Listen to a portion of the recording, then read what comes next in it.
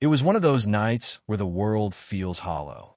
The kind of shift where the clock ticks louder than the phones, and even the hum of the fluorescent lights starts to sound like they're whispering. Night shift in dispatch is quiet in its own strange way. Not peaceful quiet, not the kind you want. It's the kind that makes you think too much, the kind where every creak in the building feels like it's happening right behind you. We're trained to expect the calls, the screams, the panic, the chaos, but the silence between them is worse. It gives your mind room to stretch into places it shouldn't go. It was around 2:14 a.m. when the line lit up. The sound of the ringtone in the dead of night has a weight to it. It cuts through your chest. I grabbed my headset, pressed the button, and spoke like I've done 1,000 times before. 911, what's your emergency? Nothing. At first, I thought maybe the call had dropped in the second it connected. But I didn't hear the usual click. Instead, there was breathing. Not the kind you hear when someone's winded or scared. It was soft, steady, almost careful. Hello. I tried again, sharper this time. This is 911. Can you hear me? The breathing didn't change. No rustle of movement. No background noise. Just a faint, rhythmic rise and fall, and something else buried in it. A low crackle. Static. I tapped the call log, expecting to see a number. Instead, it read, unavailable. No area code. No ID.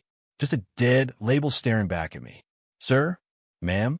If you can hear me, I need you to speak up. A small part of me, the part that has handled too many prank calls, wanted to hang up, but we're trained not to. Sometimes people can't talk because of an intruder or because they're injured. Sometimes the breathing is all you get. I leaned in. Tap the phone twice if you need help. Nothing. The static shifted for half a second, almost like a faint voice was hidden in it. Not words, just the shapes of sound. I scribbled on my notepad, mostly to distract from the way my pulse was starting to sync with the breathing in my ear. Can you give me your location? There was a faint, dragging inhale. Then the static popped, like a far-off mic being adjusted. And then silence. Not the call dropping. Not the click of a hang-up. Just gone. The line still showed connected, but there was no sound. Hello. I said again, quieter. Nothing. Finally, I disconnected and sent the incident to the tech desk. They ran a quick trace, or tried to. No record of that call in the system, the tech said. I asked them to check the incoming log. Same answer. As far as the software was concerned, my headset had been sitting idle the whole time. But I knew better. My own call timer had been running. I'd heard the breathing. A few minutes later, the phone lit up again. Same timestamp. Same unavailable. I didn't want to answer it. My hand hovered over the button, and for a second, I thought maybe I'd just let it ring out. But that's not how this job works. 911, what's your emergency? This time the breathing came instantly closer, like the caller was leaning right into their mic. I swallowed hard. If you need help, you have to tell me where you are. The breathing paused, and then a faint pop of static. Who is this? I asked. There was a long inhale like the person on the other end had been waiting for me to ask. And then the line went dead again. No click. Just gone. The tech swore up and down there was no incoming call. He even checked the raw server feed. Nothing. At that point, I should have shrugged it off. Calls drop. Systems glitch. Weird things happen at night. But an hour later, the phone lit up for a third time. Same number, or a lack of one. Same time of night. Same nothing but breathing waiting for me. And this time, when I tried to speak, the breathing stopped completely. The static deepened, like a wave pulling back from the shore. And faintly, so faintly I almost thought I imagined it, I heard something inside it. A sound shaped like my name. When you work dispatch long enough, you learn which calls to carry home in your head and which ones to let slip away. I wanted to let this one go. I really did. But every time I leaned back in my chair, that faint, hollow shape of my name played in my head.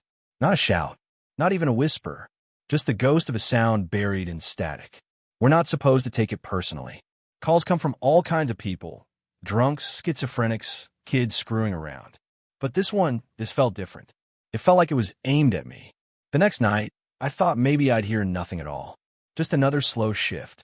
A couple of drunks fighting in a parking lot. A noise complaint that turned out to be someone practicing drums in their garage. Then, around 2:10 a.m., my headset beeped. Not the sharp tone of an incoming call, just a soft chirp. A connection tone. I glanced at my screen. No ID. No number. It wasn't even lit up on the main board.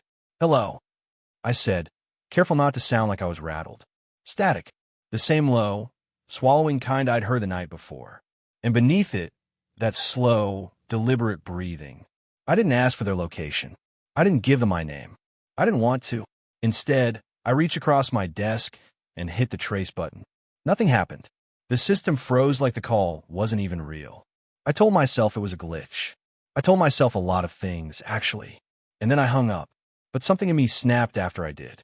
I didn't want to just sit there waiting for it to come back. I want to get ahead of it. So I dug through the call archive, trying to find even a trace of the incoming connection. Every call we take is logged, even the ones that drop immediately. Except this one. I wasn't ready to tell my supervisor. There's a certain look they give you when you start sounding like the paranoid rookie who hears ghosts in the line. So I did something I probably wasn't supposed to do. I called it back. There's a code you can punch in on our system to redial the last incoming number, even if it's blocked. I hit the keys, listened to the relay, click over, and waited. The line opened instantly. No ring, no connection delay, just static. And somewhere in that static, a single voice, so faint it almost didn't feel like sound at all. "Chris." Hearing my own name, my real name, not my badge ID, almost made me drop the phone. I hadn't introduced myself. I hadn't said a word that could give it away.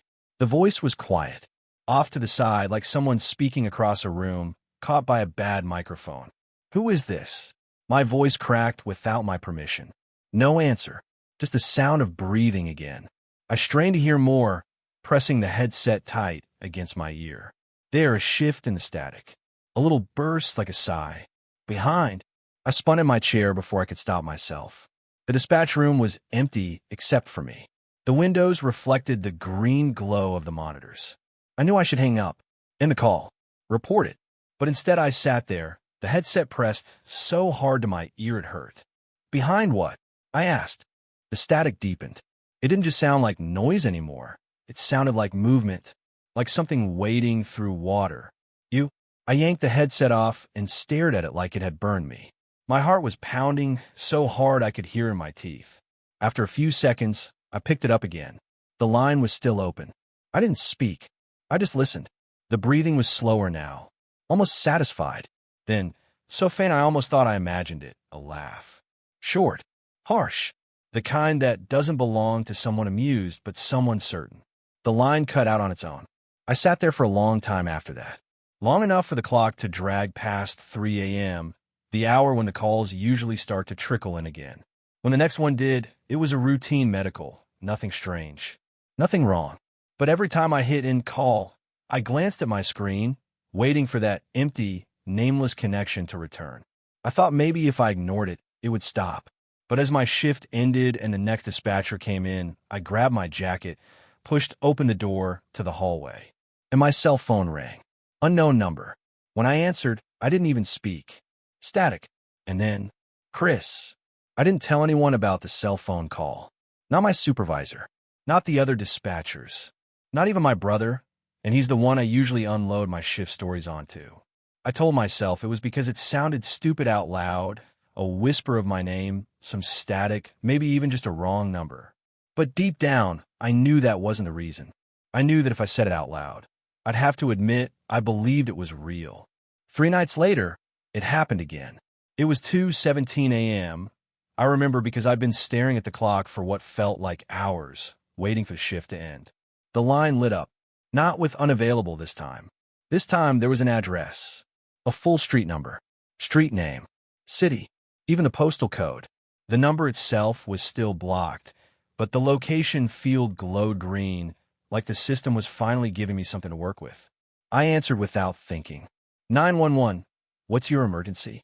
Static, that same low, swallowing kind. And then breathing. I don't know why I thought this time would be different. I should have known it wouldn't be. The voice didn't say my name this time. Didn't say anything at all. Just the slow inhale, slow exhale. Can you confirm this address? I asked, my eyes flicking to the green text on my monitor. The breathing stopped, like whoever was on the other end had just realized I could see where they were. I repeated the address, clear and steady. No answer. Finally, the static popped once and the line went dead. I immediately flagged the call to patrol, sent them the address. 2 units were nearby and said they'd check it out. While they were en route, I did what I always do, pulled up the property file for the address. I want to know what we were dealing with. But when the page loaded, I just stared at it. The building had been demolished 4 years ago. It used to be an old textile factory, shut down in the 90s after a worker died in one of the machines. The city tore it down after a fire left most of the structure unstable. Now, it was just a fenced-off lot, gravel and weeds. I leaned closer to my screen, double-checking the number. It matched exactly. The patrol car's radio crackled through my headset. Dispatch, we're at the location. Nothing here, just an empty lot. No lights, no signs of activity. I asked them to check the perimeter anyway. The officers walked the length of the fence. One of them paused to say they heard something, maybe a metal clank, but when they shone their flashlight, there was nothing. Could have been an animal, they said. They cleared the scene a few minutes later. That should have been the end of it. Just another false alarm, another weird call. But after the patrol units signed off, the green address field on my screen didn't clear. It stayed there, even though the line was dead, even though the call was over. I stared at it for a while, waiting for it to vanish like it always does. It didn't. Around 3:05 a.m., my headset beeped. Not the tone for an incoming call, the tone for a connected internal line. I answered. Dispatch. Static, not the clean hum of our system noise. This was the static, and then that same breathing. I muted my mic and flagged the tech desk, hoping they could trace it directly. They pinged the source and told me something that still doesn't make sense. It's coming from the address in your system right now. I told them that was impossible. The building didn't exist anymore. Well, the tech said whatever's on that line is saying it does. I took my mic off mute. Who is this? The breathing quickened slightly, like they were amused. Are you the factory? I asked. There was a pop of static then. Chris. My whole body went cold. The line stayed open for another 5 seconds. I didn't speak. Neither did they.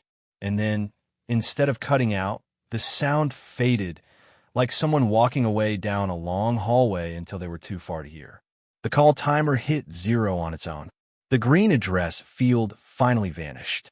That was the first time I felt it. Not just fear, but the weight of being noticed. Like whatever this was, it wasn't just some random caller. It knew me, and it wanted me to come to a place that didn't exist anymore. By the time my shift ended, I convinced myself I wasn't going to think about it anymore. That was the only way I could get up from my desk without looking over my shoulder every 2 seconds. I told myself I'd go home, make some coffee, maybe watch something mindless until the sun came up. Just breathe.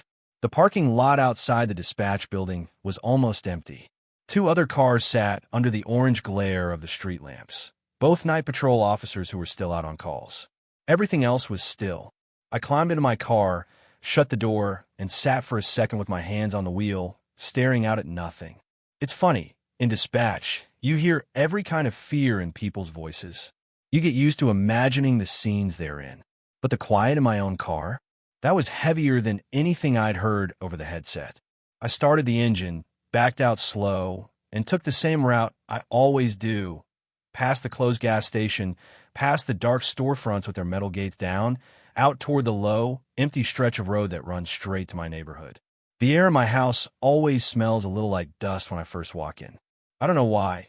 I keep it clean, I open the windows on weekends, but the first breath is always dry and stale. That night, it hit me harder. I locked the door behind me, tossed my keys in the bowl on the counter, and headed straight for the kitchen. I didn't even turn on the TV. I just stood there, waiting for the coffee maker to sputter to life. When it did, I felt some of that tension ease. Not much, but enough that I told myself I was being stupid. It was just a few weird calls. A system glitch. Maybe someone with a voice changer and too much time. I sat down at the table with my mug and my phone, scrolling through messages I'd ignored during my shift. Nothing important. Just the usual group chat noise, a bill reminder, an ad for my cell carrier. It was just past 4:30 a.m. when my phone lit up again. Unknown number. Not no caller ID. Not unavailable. Just unknown. I let it ring twice before I answered. Hello. Static. My stomach tightened immediately. It wasn't loud, it never was, but I knew the texture of it, the way it filled the gaps between breaths. I almost hung up. My thumb was on the button, and then I heard it. Chris. The voice was clearer this time. Closer. Not buried under the static like before, coming through it. I didn't say anything. I didn't even breathe. The voice paused like it was waiting to see if I was listening. And then it said it. I'm in your house. The mug slipped out of my hand and hit the table hard enough to spill coffee across the surface. I was on my feet instantly, phone still to my ear, eyes locked on the doorway to the hall. My first thought wasn't even that it might be a joke. It was that someone was actually here. I moved to the kitchen drawer, pulled it open without looking, and grabbed the flashlight I keep there. The static on the line was still going. I put on speaker, set it on the counter, and stepped toward the hall. Every sound in the house seemed louder now. The creak of the floor under my feet. The faint hum of the fridge. Somewhere the faintest tap, tap, tap. Where? I said, my voice low. The static swelled, then dipped. You know, I swept the beam of the flashlight across the living room. Empty. I checked the bathroom. Nothing. Bedroom, clear. Closet, empty. But the sound didn't change. The static stayed steady, like it didn't matter where I went. Finally, I stopped in the middle of the hall. The phone was still on the counter, voice still coming through. Who are you? No answer. I walked back to the kitchen, grabbed the phone, pressed it to my ear. Tell me where you are. The voice was so quiet, I almost thought it was in my head. You let me in. The line went dead. For a long time, I just stood there, phone in one hand, flashlight in the other, listening to my own breathing. The coffee on the table had gone cold. The sun was starting to lighten the sky outside the kitchen window. I checked the locks again, every door, every window. All shut, all secure. By the time I sat back down, my shift was only 12 hours away. I told myself I'd sleep, but I didn't, because I couldn't stop thinking about the way the voice had sounded. It wasn't straining to be heard. It wasn't threatening. It was calm, certain, like it had been here before. I've worked dispatch for 7 years. Long enough to know the sound of a bad call before the words even start. It's something in the breathing, the small gaps, the way a person says hello. That night was quiet. Too quiet for a Thursday. The kind of quiet that makes you feel like you're sitting in a pressure cooker. We had 2 traffic stops, a welfare check, and then nothing. For hours. I was halfway through typing up an incident report when the line lit up. The screen read line 2. Incoming emergency. I hit the key to answer. 911, what's your emergency? A man's voice came through, frantic. Car accident. 2 cars. County Road 7 near the old bridge. One's flipped. My friend, he's bleeding bad. I didn't even think. My fingers flew over the keyboard, logging the call, routing EMS and patrol to the coordinates. He kept talking, fast, stumbling over his words, voice cracking from adrenaline. I asked the standard questions. Anyone unconscious? Are you in danger? How many people involved? And my headset was full of chaos. I could hear the crunch of gravel under his shoes as he moved, someone moaning faintly in the background. It was normal chaos, the kind I know how to handle. And then, without warning, it changed. Right in the middle of him shouting something about finding a flashlight, the line shifted. I don't know how else to say it. It didn't go quiet, it bent. Like the sound warped sideways. The moaning stopped. His voice cut out completely. And then I heard her. A woman's voice. Faint, like she was far away. But it wasn't background noise. It was in my ear, coming through the headset like she just picked up on the same line. Her breathing was sharp and shaky. Please, she whispered. Don't let them pull me back. I froze. Ma'am, this is 911. Who is this? Where are you? She didn't answer my question. Just said again, please. Please don't let them pull me back. Her voice had that tremor people get when they're terrified, but there was something else. Like she was fighting to stay here. I shot a look at my partner, Kelly, in the next seat. She glanced up at me and mouthed, what? I shook my head and tapped my mute button. Do you hear this? I asked her. She frowned, pressed a finger to her headset, and then slowly shook her head. Just the car accident guy. But I wasn't hearing him anymore. Just her. It felt wrong. Not in the way a prank call feels wrong. Wrong like she wasn't supposed to be on the line at all. Ma'am, I tried again. Can you tell me your name? Are you injured? She drew in a breath, shaky and shallow. They're in the wires. What do you mean? Please, she whispered again. Don't let them. And just like that, the man's voice slammed back in. Loud, panicked, like nothing had happened. His legs pinned. He's not waking up. Please send someone. I almost jolted in my seat. I wanted to ask him if he'd heard her, but protocol kept me moving. The line was back where it was supposed to be, and I had an active emergency to coordinate. I finished the call, stayed professional, gave the responding units every detail they needed.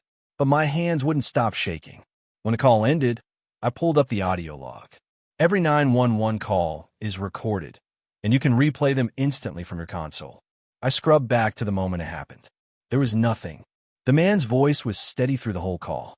No gaps, no other voice. Just him. Kelly leaned over my shoulder. What are you looking for? I swallowed hard. Nothing. Just checking a detail. But it wasn't nothing. And it wasn't over. An hour later, it happened again. This time the call was about a domestic disturbance. A woman screaming at someone, things breaking in the background. I had officers en route when the static rolled in. Not the normal kind you get when a cell signal drops. This felt heavy, like a blanket being pulled over the line. And through it, her voice. Clear now. Closer. They can move between, she said softly. Between the lines. My pulse spiked. Who can? She didn't answer. Just whispered. You're crossing over. And then the screaming from the original call burst back into my ear like someone had unmuted reality. The sound made me flinch. I didn't say a word about it. Not to Kelly. Not to the sergeant on duty. I kept taking calls, but each time the phone rang, my stomach twisted. By 3 a.m., my shift was over. I drove home in silence. No music, no radio chatter. I told myself it was stress, fatigue, my mind making connections that weren't there. But deep down, I knew the truth. I hadn't imagined her, and I was starting to think she hadn't called me at all. She'd found me. It was the next night when I realized how wrong this really was. Halfway through my shift, during a routine welfare check call, the system glitched. Not the screen, just the audio. Her voice didn't whisper this time. She spoke like she was leaning right next to me. They're listening, she said. I stiffened. Who's listening? The ones in the wires. I felt ice crawl on my neck. What do they want? Her breath hitched. They pull people back. Between. The original caller was still talking, but his voice was distant now, like I was hearing him through a wall. She was the only thing in focus. Why me? I asked before I could stop myself. She let out this tiny, broken laugh. Because you answered. The hair on my arms stood straight up, and then the caller's voice snapped into clarity again. The woman was gone. I knew my job. I knew I should report it as a possible technical fault. But something about her, reporting it felt like the wrong move. Like telling someone would make her harder to hear. And the worst part? I wanted to hear her again. 3 nights later, she gave me the first real detail. It was during a call about a bar fight. I was trying to get the names of the people involved when she cut in mid-sentence. West Substation, she said. That's where they feed in. I nearly dropped my pen. West Substation? What does that mean? You can find me there, she whispered. Before I could say another word, she was gone, and the man from the bar fight was back in my ear, cursing about someone's broken nose. I couldn't stop thinking about it. The West Substation was real. It handled the phone and power grid for 3 counties. I'd driven past it 100 times. The thought of actually going there made my skin crawl. But she'd sounded desperate. That night, I stayed an hour after my shift. When the last of the team left, I sat alone at my console and dialed my own cell phone from the dispatch system. For a few seconds, it was just my voice on both ends, echoing slightly. And then, static, not loud but deep, like the hum of a huge machine. Please, her voice broke through. Don't let them pull me back. I closed my eyes. I won't. Just tell me how. There was a pause. A long one. You have to cross the line, she said finally. Ow! The static swelled. I thought I heard faint movements in it, like something brushing metal. You'll know when it happens. And then the call died. No click, no tone, just dead air. I sat there in the dark dispatch room, headset still pressed to my ear, listening to nothing. I didn't tell anyone. I kept taking calls, logging incidents, pretending nothing was wrong. But each night, the line bent more often. And her voice, it wasn't fading. It was getting closer. I started dreaming about her. Not her face, just the sound of her breathing in my ear. The way she said please. I don't know why I trusted her. I didn't even know her name, but I felt like if I didn't help her, I'd regret it for the rest of my life, or however long I had left. By the end of the week, I'd stopped hearing her only during calls. It was midnight when it happened for the first time outside the system. I was driving home, hands tight on the wheel, when my car's speakers crackled. No radio on, no Bluetooth connected. And then, "They're coming for you too." I nearly swerved off the road. Her voice was softer than ever, like she didn't want them to hear. "Don't answer unless you're ready to cross," she whispered. The static swelled again, and then it was gone. I sat there in my driveway for almost 10 minutes, gripping the wheel, staring at my dark house. I didn't go inside right away. I wasn't sure I wanted to dot. I thought the first time I heard her was some kind of glitch, something in the crossover between two active lines. It happens sometimes, not often, but enough for dispatchers to shrug it off. But this wasn't a normal bleed. Not just because she wasn't on the call I was taking, but because she wasn't on any call at all. It started 2 days after the crossing line. I've been trying not to think about her voice. That whisper pleading tone. "Don't pull me back." It had been living in my head like a splinter, the words repeating when I closed my eyes. I tried to chalk it up to stress. Long hours. Sleep debt. That's what I told myself. But then it happened again. It was a slow hour. Late afternoon, light from the west windows stretching across the floor. Only a handful of operators in the room, all speaking in the same low, tired cadence that comes from years of hearing people at their worst. I was on a routine welfare check call, a neighbor reporting they hadn't seen the old man next door for a couple days. I'd already dispatched a patrol unit, taken the address, and was midway through the standard follow-up when the static began. It was faint at first, like an old radio tuning. "No, please, no." I froze. I know her voice now. That thin, breaking edge. And it wasn't coming from the caller on my headset. It was layered under him, like another track had bled in. "Don't let them take me back." My throat dried instantly. The man on the line didn't seem to notice. He kept talking about the smell coming from the house next door. But I could hear her, clear as day. When line bleed happens, you can usually hear the other dispatcher's voice too, the echo of their instructions, the person they're talking to. This wasn't that.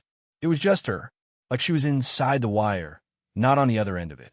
I muted my mic control. "This is post 3. Anyone else hearing that?" Nobody answered. A couple of heads lifted, frowning at me. One of the supervisors made the wrap it up hand motion. When I unmuted, the man was still rambling, but her voice had faded. I told myself it was nothing. A random blip, an open feed somewhere. But the next day, I realized it wasn't going away. Even when I wasn't taking public calls, when I was on our internal closed channel, she was there.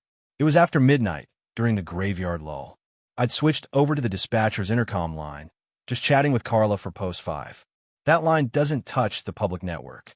It's completely internal, fiber direct between stations. Carla was telling me about her kid's science project when I heard it again. "Help me." It was so faint I almost thought it came from outside my headset, but no. It was in my ear. "It's still dark. They keep calling my name."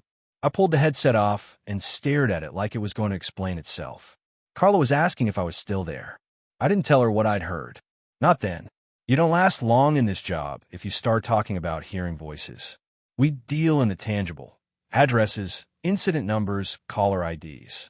Not whatever this was. But I started listening more closely. Every night, every shift, I'd catch a flicker of her. A few words here, a breath there. Sometimes it was just a single phrase, like a memory skipping. "The room with the red door. Tell my brother I'm sorry. Don't look at it." They didn't fit together. It wasn't a conversation. It was like catching torn scraps of paper blowing down an empty street. I thought maybe if I traced the audio source, I could prove to myself it was just bleed from a recorded call or a test line left open. So I stayed late one night after the floor had emptied and patched my console into the monitor system. I kept the channel dead, no incoming or outgoing, just silence. And then, after 10 minutes, the line hissed. "You're here again." I didn't answer. I didn't want to answer. "You keep finding me." There was a wet, dragging sound like someone pulling a cord through water. And then the static dropped out completely, and I was alone again. I didn't sleep that night. Every time I closed my eyes, I pictured her. Not a clear face, but an impression. Dark hair clinging to her cheeks, her voice like she was speaking through damp cloth. And something else, something just behind her in that imagined space, pulling at her, stretching her words thin. By the end of the week, I wasn't the only one. Carla came in one morning pale as paper. She sat down across from me and didn't even take off her jacket. "You've been hearing it too, haven't you?" she asked. I didn't even try to pretend I didn't know what she meant. "She's on the line," I said. My voice cracked, even when there's no line. Carla nodded once hard. "I heard her say my name last night. On the intercom. I was the only one on it." We just looked at each other. Neither of us wanted to say what we were both thinking, that she wasn't coming from anywhere. She was in there now. The supervisors either didn't believe us or didn't want to.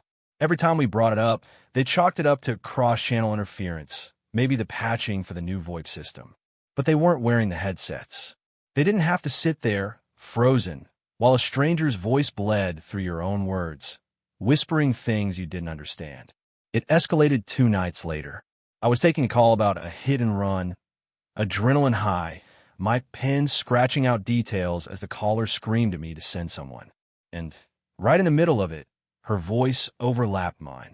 Not under it, not faint, but speaking with me, almost matching my rhythm. "Don't send them. Please don't send them." It threw me so bad I nearly dropped the call. My throat locked. When I checked the audio log afterward, her voice wasn't there. Just me, talking into an empty channel. That's when I realized it was worse than bleed. She wasn't leaking in from somewhere else. She was copying the calls, replaying pieces of them inside the line, like she was tangled in the system itself, dragging old calls back into the present. Carla and I started comparing notes. Some of the fragments she heard matched ones I'd gotten days earlier.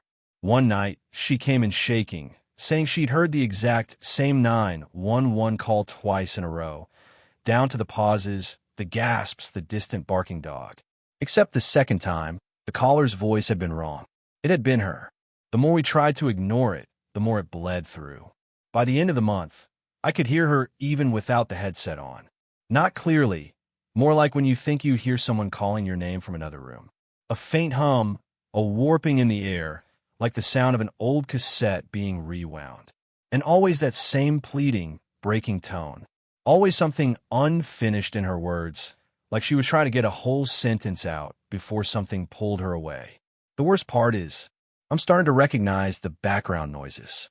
Little details that match real calls I've taken over the years. The beep of an elevator, the rumble of a passing truck, the exact buzz of a certain street lamp I used to pass on my way home. It's like she's piecing herself together from the calls themselves. Like she's building a body out of voices. Last night, she said my name, and not in passing, not buried in static. She said it slow, careful, like she'd been practicing. Sala. It didn't sound like she was calling to me from somewhere else. It sounded like she was already here, that I wasn't supposed to leave the call floor.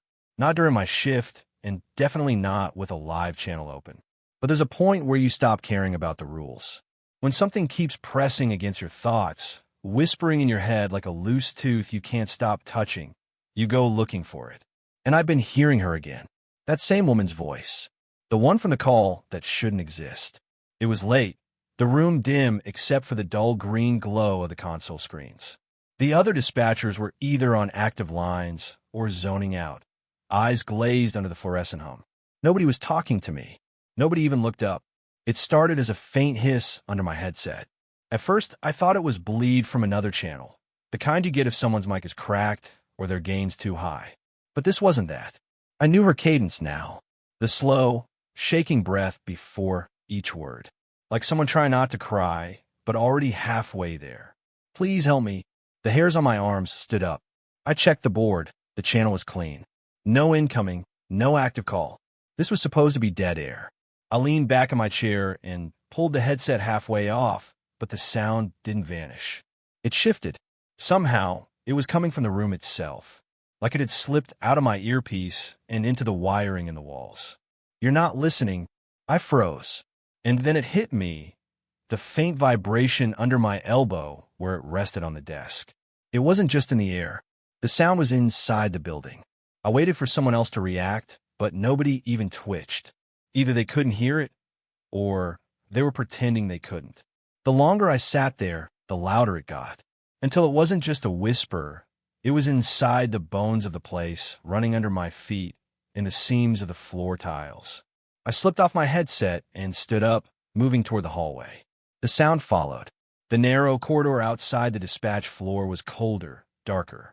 The hum of equipment here was heavier, more physical.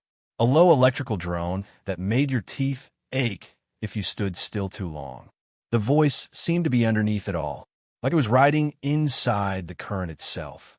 I followed it past the break room, past the locker hall, down toward the end of the service wing where the carpet turned to scuffed tile. There was a door there most people didn't notice, heavy, beige, with a peeling label. Maintenance. The lock was just a push bar. No key card. I'd never been inside. The instant I opened it, the air changed. Dry, metallic, laced with that burnt dust smell you get from old fans. The walls were lined with breaker panels, conduit, and a mess of labeled cables. The floor was half covered in coiled wire spools, plastic bins, a cracked rolling chair missing a wheel. And, in the middle of it all, the wiring hub. A metal cabinet as tall as me, with its front doors hanging open like an exposed ribcage. Inside, bundles of black and orange cables tied in careful knots, ports blinking with slow green light. The voice was louder now, not over a speaker, not from any device. It was in the cables. I stepped closer, feeling that faint hum against my skin, like the vibration of a distant train. I told you, I'm still here. I swear it was her. Not a recording. Not static. Her. Speaking directly to me. I reached out without thinking, my fingertips brushing the insulation of a thick black cable. A shock of cold ran up my arm. Not electric, but cold, like plunging my hand into ice water. Images flashed behind my eyes. Not memories, at least not mine. Dim hallways. Wet concrete floors. A single, bare light swinging overhead. And the sound of her breathing. I pulled back so hard the coil of wire clattered against the cabinet wall. The voice didn't stop. You're close now. I backed away, but the sound followed. It was in my head, under my ribs, vibrating my teeth. And then, like someone flipping a breaker, every light in the maintenance room flickered once. The fans in the corners stuttered. All I could think was, if it cuts out completely, I'm trapped here in the dark with it. I turned to leave, but stopped. On the far wall, half hidden behind a leaning mop bucket, was another cabinet. This one wasn't labeled, and from it, the voice was stronger. My chest felt tight. I told myself I'd just peek, just confirm there was nothing inside, and then I'd go. I shoved the bucket aside and opened the cabinet.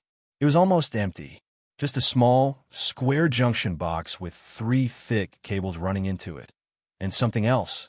A headset. Old. Heavy. The kind with padded leather ear cups and a cracked vinyl headband, like something from decades ago.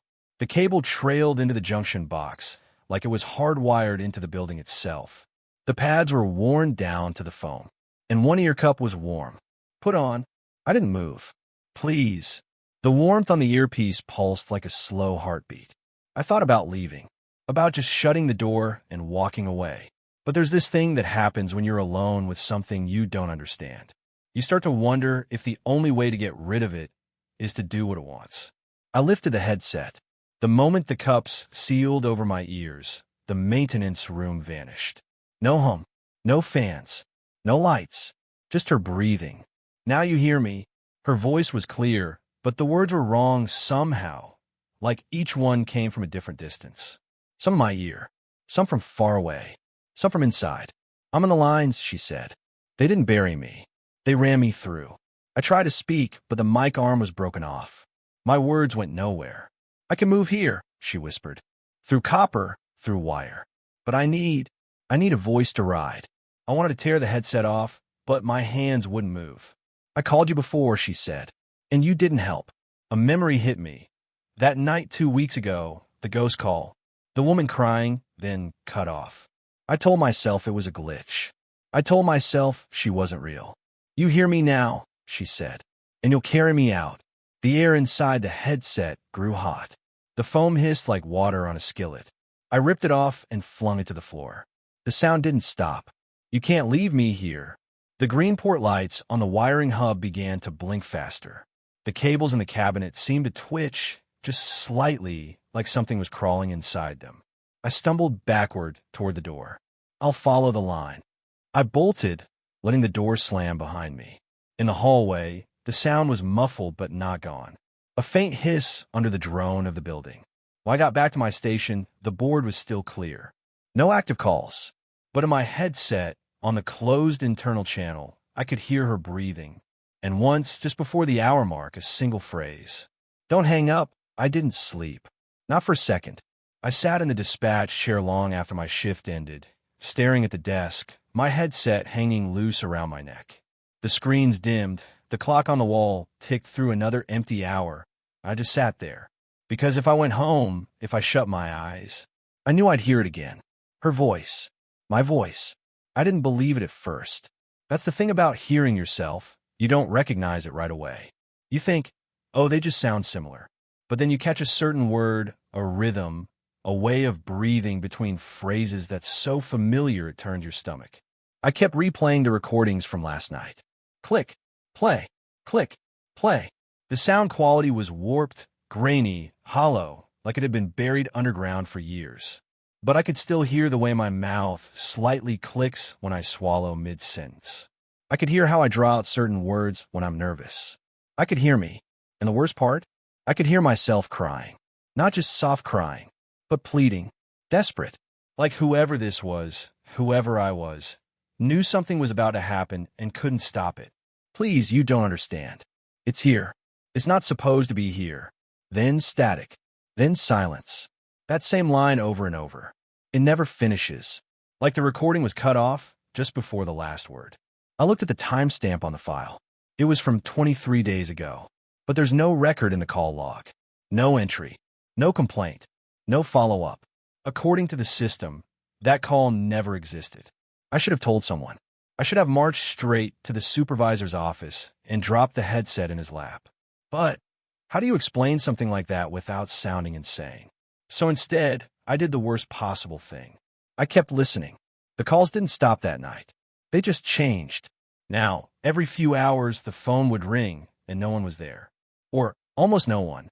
Sometimes, if I stayed on the line long enough, I'd hear breathing. Not the kind you can mistake for static, real breathing. Inhale. Hold. Exhale. Slow. Like the person on the other end didn't want to scare me, but also didn't want to hang up. Other times, there would be little sounds, muffled thuds, the faint scrape of something against metal. Once, I swear I heard someone whisper my name. Not ma'am, not dispatcher, but my actual name. At first I thought, maybe it's a prank. But prank calls don't pull audio from your own voice weeks ago. Prank calls don't know what you sound like when you're scared. I stopped answering them.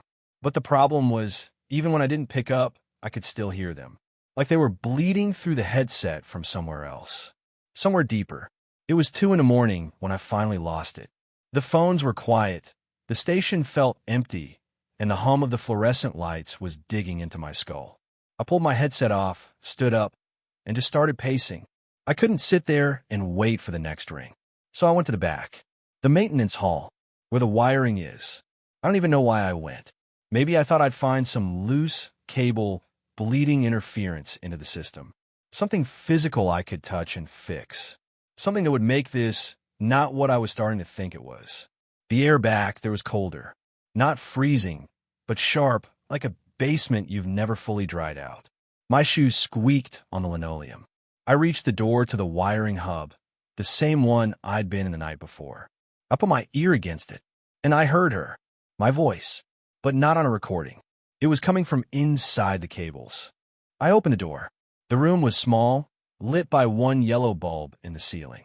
Floor-to-ceiling panels covered in bundled wires lined the walls. The sound was stronger now. I could hear myself whispering, panicked, just under the constant low hum of electricity. I stepped closer. It was coming from a thick black cable in the corner, one of the main lines that feeds into the entire system. My voice was crawling through it like water in a pipe. Please. I'm still here, don't hang up. I touched the cable, and the whisper stopped. I froze. Then, slowly, a different sound came through. A laugh. Not loud, not cheerful. Just a slow, broken laugh in my exact voice. I yanked my hand away. My heart was pounding so hard I could barely hear the hum anymore. "Who are you?" I said out loud, without even realizing. My voice echoed in the tiny room. The answer came instantly. "I'm you." I don't remember leaving that room. I just remember standing outside it, shaking so hard I had to brace myself against the wall. The rest of my shift was a blur. I kept checking the main phone line, half hoping it would ring, so I could prove to myself that it was just feedback, a glitch, anything, but stayed silent. When my relief finally came in that morning, I practically ran for the exit. But just as I reached the front door, the main line rang. One sharp tone, then nothing. I told myself I was just tired. I told myself I'd been awake for too many hours, hearing phantom noises. I told myself not to turn around. I turned around anyway. The line was still lit. Against every bit of reason I'd left, I walked back to the desk, sat down, and picked up. I didn't even say hello. For a moment, it was just static. And then, my own voice, barely above a whisper. "They won't let me go." I tried to speak, but my throat locked up. I could hear faint movement in the background of the call, like someone shifting around in a cramped space. "Where are you?" I finally managed. There was a pause. Then, "Behind you." I turned so fast the headset cord caught on the arm of the chair. No one was there. When I looked back at the console, the call was still going. I should have hung up. I should have thrown the headset across the room. But I kept listening. I couldn't help it. "You have to come get me," the voice said, "before it loops again." "What loops?" I whispered. "You don't remember the first time, do you?" My blood went cold. The voice kept talking, but it was changing now, warping like a tape being chewed up in an old recorder. The words slowed, then sped up, then repeated themselves. And then I realized I knew this call. Every word, every pause, because I had already taken it. I was listening to the exact call I'd taken 23 days ago, the one that didn't exist in the system. Only this time, I was on both ends. Me, back then, crying for help. And me, now, try to answer. It was like listening to two mirrors talk to each other. The line didn't cut out this time. It just started over. "Please, you don't understand. It's here. It's not supposed to be here." Static. Then the beginning again. The same words, the same breathing, over and over, like a needle stuck in the groove of a record. I tried interrupting. I shouted into the mic, slammed the mute button, even unplugged the main feed. But no matter what I did, the loop kept playing through the headset. And then, slowly, something new began weaving into it. Another voice. It was faint at first, tucked under the loop like a shadow. I couldn't make out words, just a low, wet whisper. But each time the loop restarted, the whisper got a little louder, a little clearer, until finally, I understood it. Trade. Just that. One word. Trade. I don't know how long I sat there listening. At some point, the sun came up. People started moving around the station. Phones rang. Paperwork piled up. Life went on. But in my headset, the loop never stopped. It's still going now. Even when the line is dead, I can hear it under everything else. And the worst part is, I'm starting to remember. Not the calls. Not the exact words. I'm remembering the place. Cramped. Dark. Air thick with dust. Something moving just out of reach. I remember pressing my ear against something cold. Metal. Wood. And screaming for help, knowing no one could hear me. Only someone did hear me. And it was me. I don't know what's going to happen when the loop finishes. I don't know if I'm supposed to trade places with whatever's on the other end. All I know is it's my voice in there.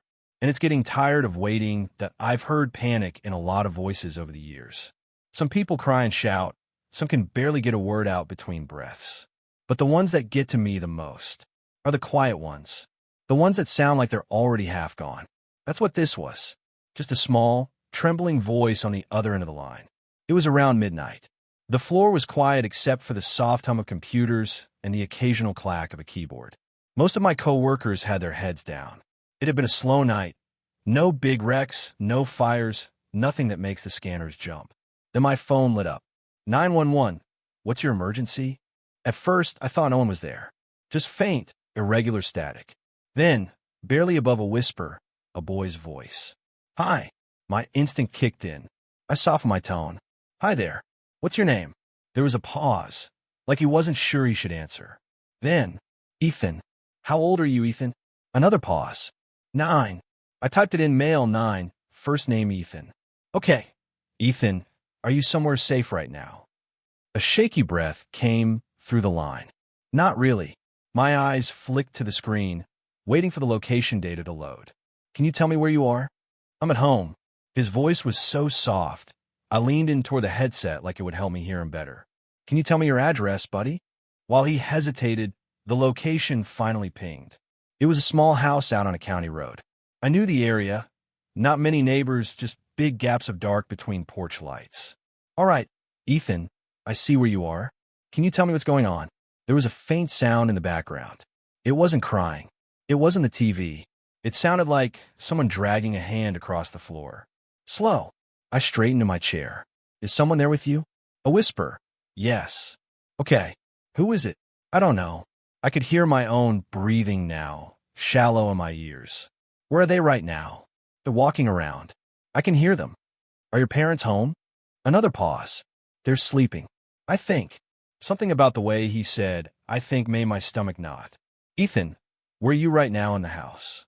I'm under the floor. For a second, I didn't understand. Under the floor? There's a space. Dad calls it the crawl space. I'm hiding in there. I pictured the layout of an old country house, the kind with loose boards and a dark, dirt crawl space beneath. Okay, that's smart. Stay there for me, all right? You're doing a good job. He didn't answer. I could hear him breathing, though. Fast, shallow, muffled like he was pressing his face against something. I've got officers on the way right now. I just need you to stay quiet and tell me if you hear anything. Okay? A tiny okay. For a few seconds, it was quiet except for static. Then I heard again, that dragging sound. Closer now. Ethan's voice trembled. They're in the kitchen. All right, that's fine. You're safe where you are. Just stay put. Another pause. They know I'm here. The way he said it, not panicked, not loud, just certain. I felt something cold settle in my chest. What makes you think that? There was a tiny creak in the background, with bending under weight. They stopped walking. Ethan, do you see them? No, but I can hear them breathing. I closed my eyes for a moment. My own pulse was loud in my ears. Okay, stay quiet for me. Officers are only a few minutes away. There was a long silence. I thought maybe he was too scared to talk. Then I heard it. They're on the floor now. What do you mean? They're crawling. The image hit me hard. Someone dragging themselves across a kitchen floor in the dark, moving toward the sound of a child's breath. They're coming this way. I tried to keep my voice calm, but my throat was tight. Okay, Ethan, is there a door or hatch between you and the kitchen? Yes, but it's not locked. My fingers gripped the edge of the desk. Is there anything you can put in front of it? Something heavy. A small scraping sound came through the line. I can push the toolbox. Do that. Quiet as you can. There was a faint grunt of effort, metal sliding over wood. Then silence. I glanced at the clock. Officers should have been there by now. I radioed our unit, asking for an update. They were still 2 minutes out. I went back to Ethan. You're doing really well. Just 2 more minutes, okay? A shaky okay. I listened hard. The crawling sound had stopped. For a moment, I thought maybe the person had left. Then Ethan whispered, "They're right outside the hatch." My throat went dry. How do you know? There was no answer, just a faint sound, too soft at first to place. Then I realized it was tapping.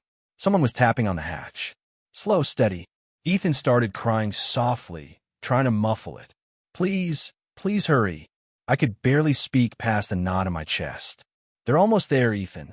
Just keep your eyes on the hatch and don't make a sound. The tapping stopped. Silence. Then, in the quiet, a new sound. Low, drawn out. A voice. Not a whisper. Not a shout. Just a strange, almost playful tone. I see you. Ethan's breath hitched. That's not my mom's voice. Stay still, Ethan. The voice came again, this time lower. Come out now. I could hear shuffling in the background, like whoever it was had moved closer. Then nothing. No crawling, no tapping, no breathing. For almost 30 seconds, we both just listened to nothing. Then Ethan whispered, "They're gone." I almost told him to stay put anyway, but before I could, the sound of a door crashing open came through my headset. The officers had arrived. I stayed on the line while they cleared the house. Their radios crackled as they moved room to room.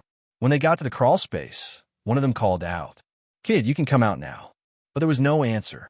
Another voice, quieter. "A dispatch? There's nobody in here." I sat up straight. "What do you mean?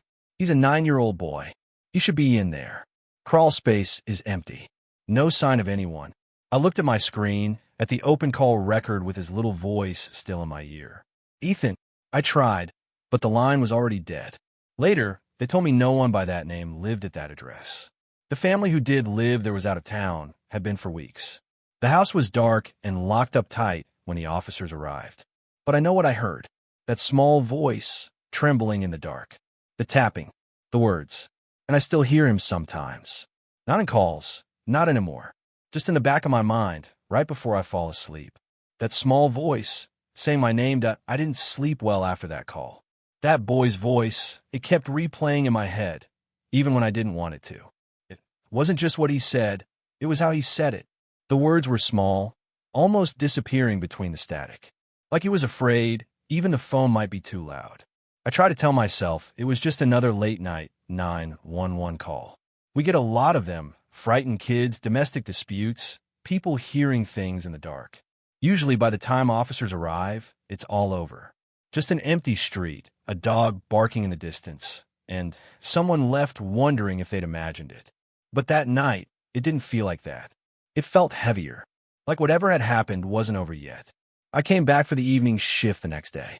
The dispatch room was half lit, the kind of lighting that made the corners feel farther away than they should.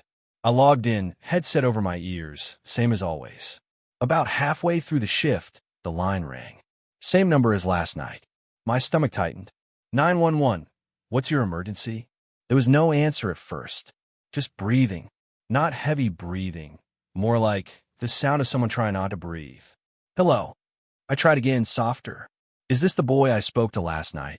A faint sound, almost like a whisper. I pressed the headset tighter against my ear. Stay quiet. I froze. It was him, the boy. Same fragile voice. Same tone that made you instinctively lower yours to match. What's your name? I asked. He didn't answer that. He just kept whispering. He's above me. I swallowed hard. You mean the house? Are you still in the crawl space? Yes. It was barely there. I might have missed it if the room had been any louder. Okay. I need you to stay on the line with me. Do you remember your address? Can you tell me where you are? The line went silent for a moment, and then he whispered something else. Floors creaking. I sat back in my chair, staring at the dark corner of the room, like I could somehow see him through the static. I'm sending help, I told him. My hands were already moving, typing in the request for officers to respond. Can you stay hidden until they get there? Don't let him hear me. Something about the way he said him made my skin crawl. It wasn't the fear in his voice. It was how certain he sounded. Like whoever was above him wasn't just a stranger. I kept my tone calm. You're doing great. Just keep still. I got officers on the way. There was a pause, then a sound I couldn't place. A low, muffled scrape. Like wood against wood. The boy whispered again. He's crawling. I didn't even realize I'd stopped breathing until I felt the ache in my chest. The line went dead. I sat there for a second, listening to the emptiness in my headset. Then I called the number back. No answer. By the time officers reached the address, I was still glued to the feed from the patrol car dash cam. They stepped out into a narrow, tree-lined road. The house sat back from the street, almost swallowed by overgrown bushes. No lights. No sound. The lead officer, Lewis, pressed the mic. Dispatch, are you sure about this? House looks abandoned. That's the address, I told him. We got a live call less than 10 minutes ago. Small boy. Said someone was inside with him. They went in slow, flashlights sweeping across peeling wallpaper and dust-covered floors. Every step echoed through my headset. Lewis's voice came through again, low. Place is empty. Looks like no one's lived here in years. I gripped the edge of my desk. Check the crawl space, I said. I didn't know why my voice was shaking. They found the hatch in the living room floor. One of the officers knelt down, pulling it open. The beam from his flashlight showed nothing but old boards and cobwebs. No one down here, he said after a minute. No bedding, no food wrappers, nothing. Lewis's voice was quieter when he spoke again. Dispatch, there's no dust disturbed down there. No sign anyone's been inside. I sat there, staring at the screen, not sure what to say. And he hesitated. There's no phone line connected to this house. The report was logged as unfounded. That's the word they use when there's no evidence to back up a call. It doesn't mean it didn't happen. It just means there's nothing you can write down that makes it real. But that boy's voice was real. I'd heard him. Twice. And the sound of the floor creaking above him.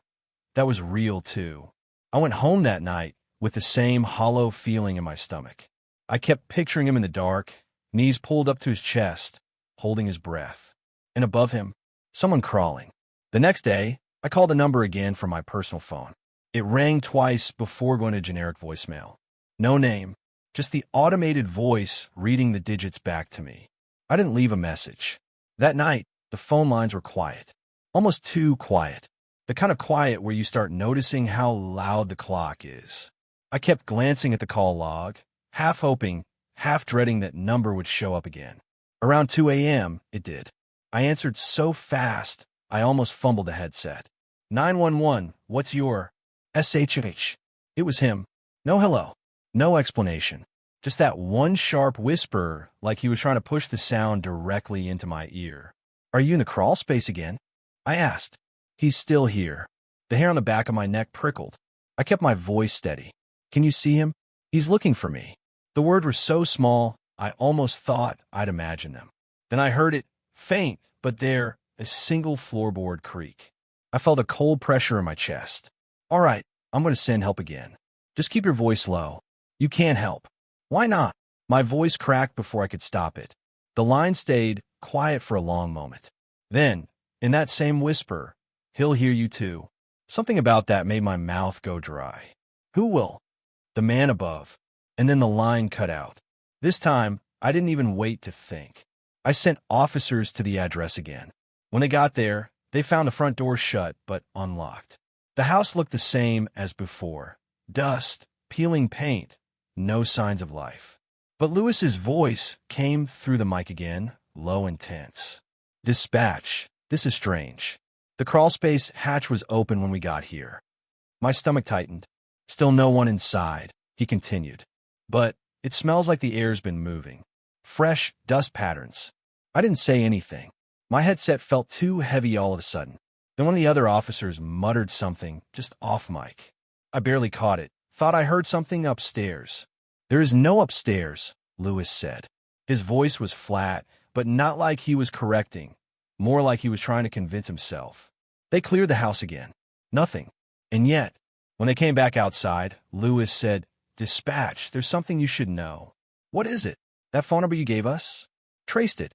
It's not connected to any active account. He hesitated. It's been out of service for over a year. It had been 3 hours since the first call. 3 hours since that boy's whisper had bled into my headset, the one about the man above him.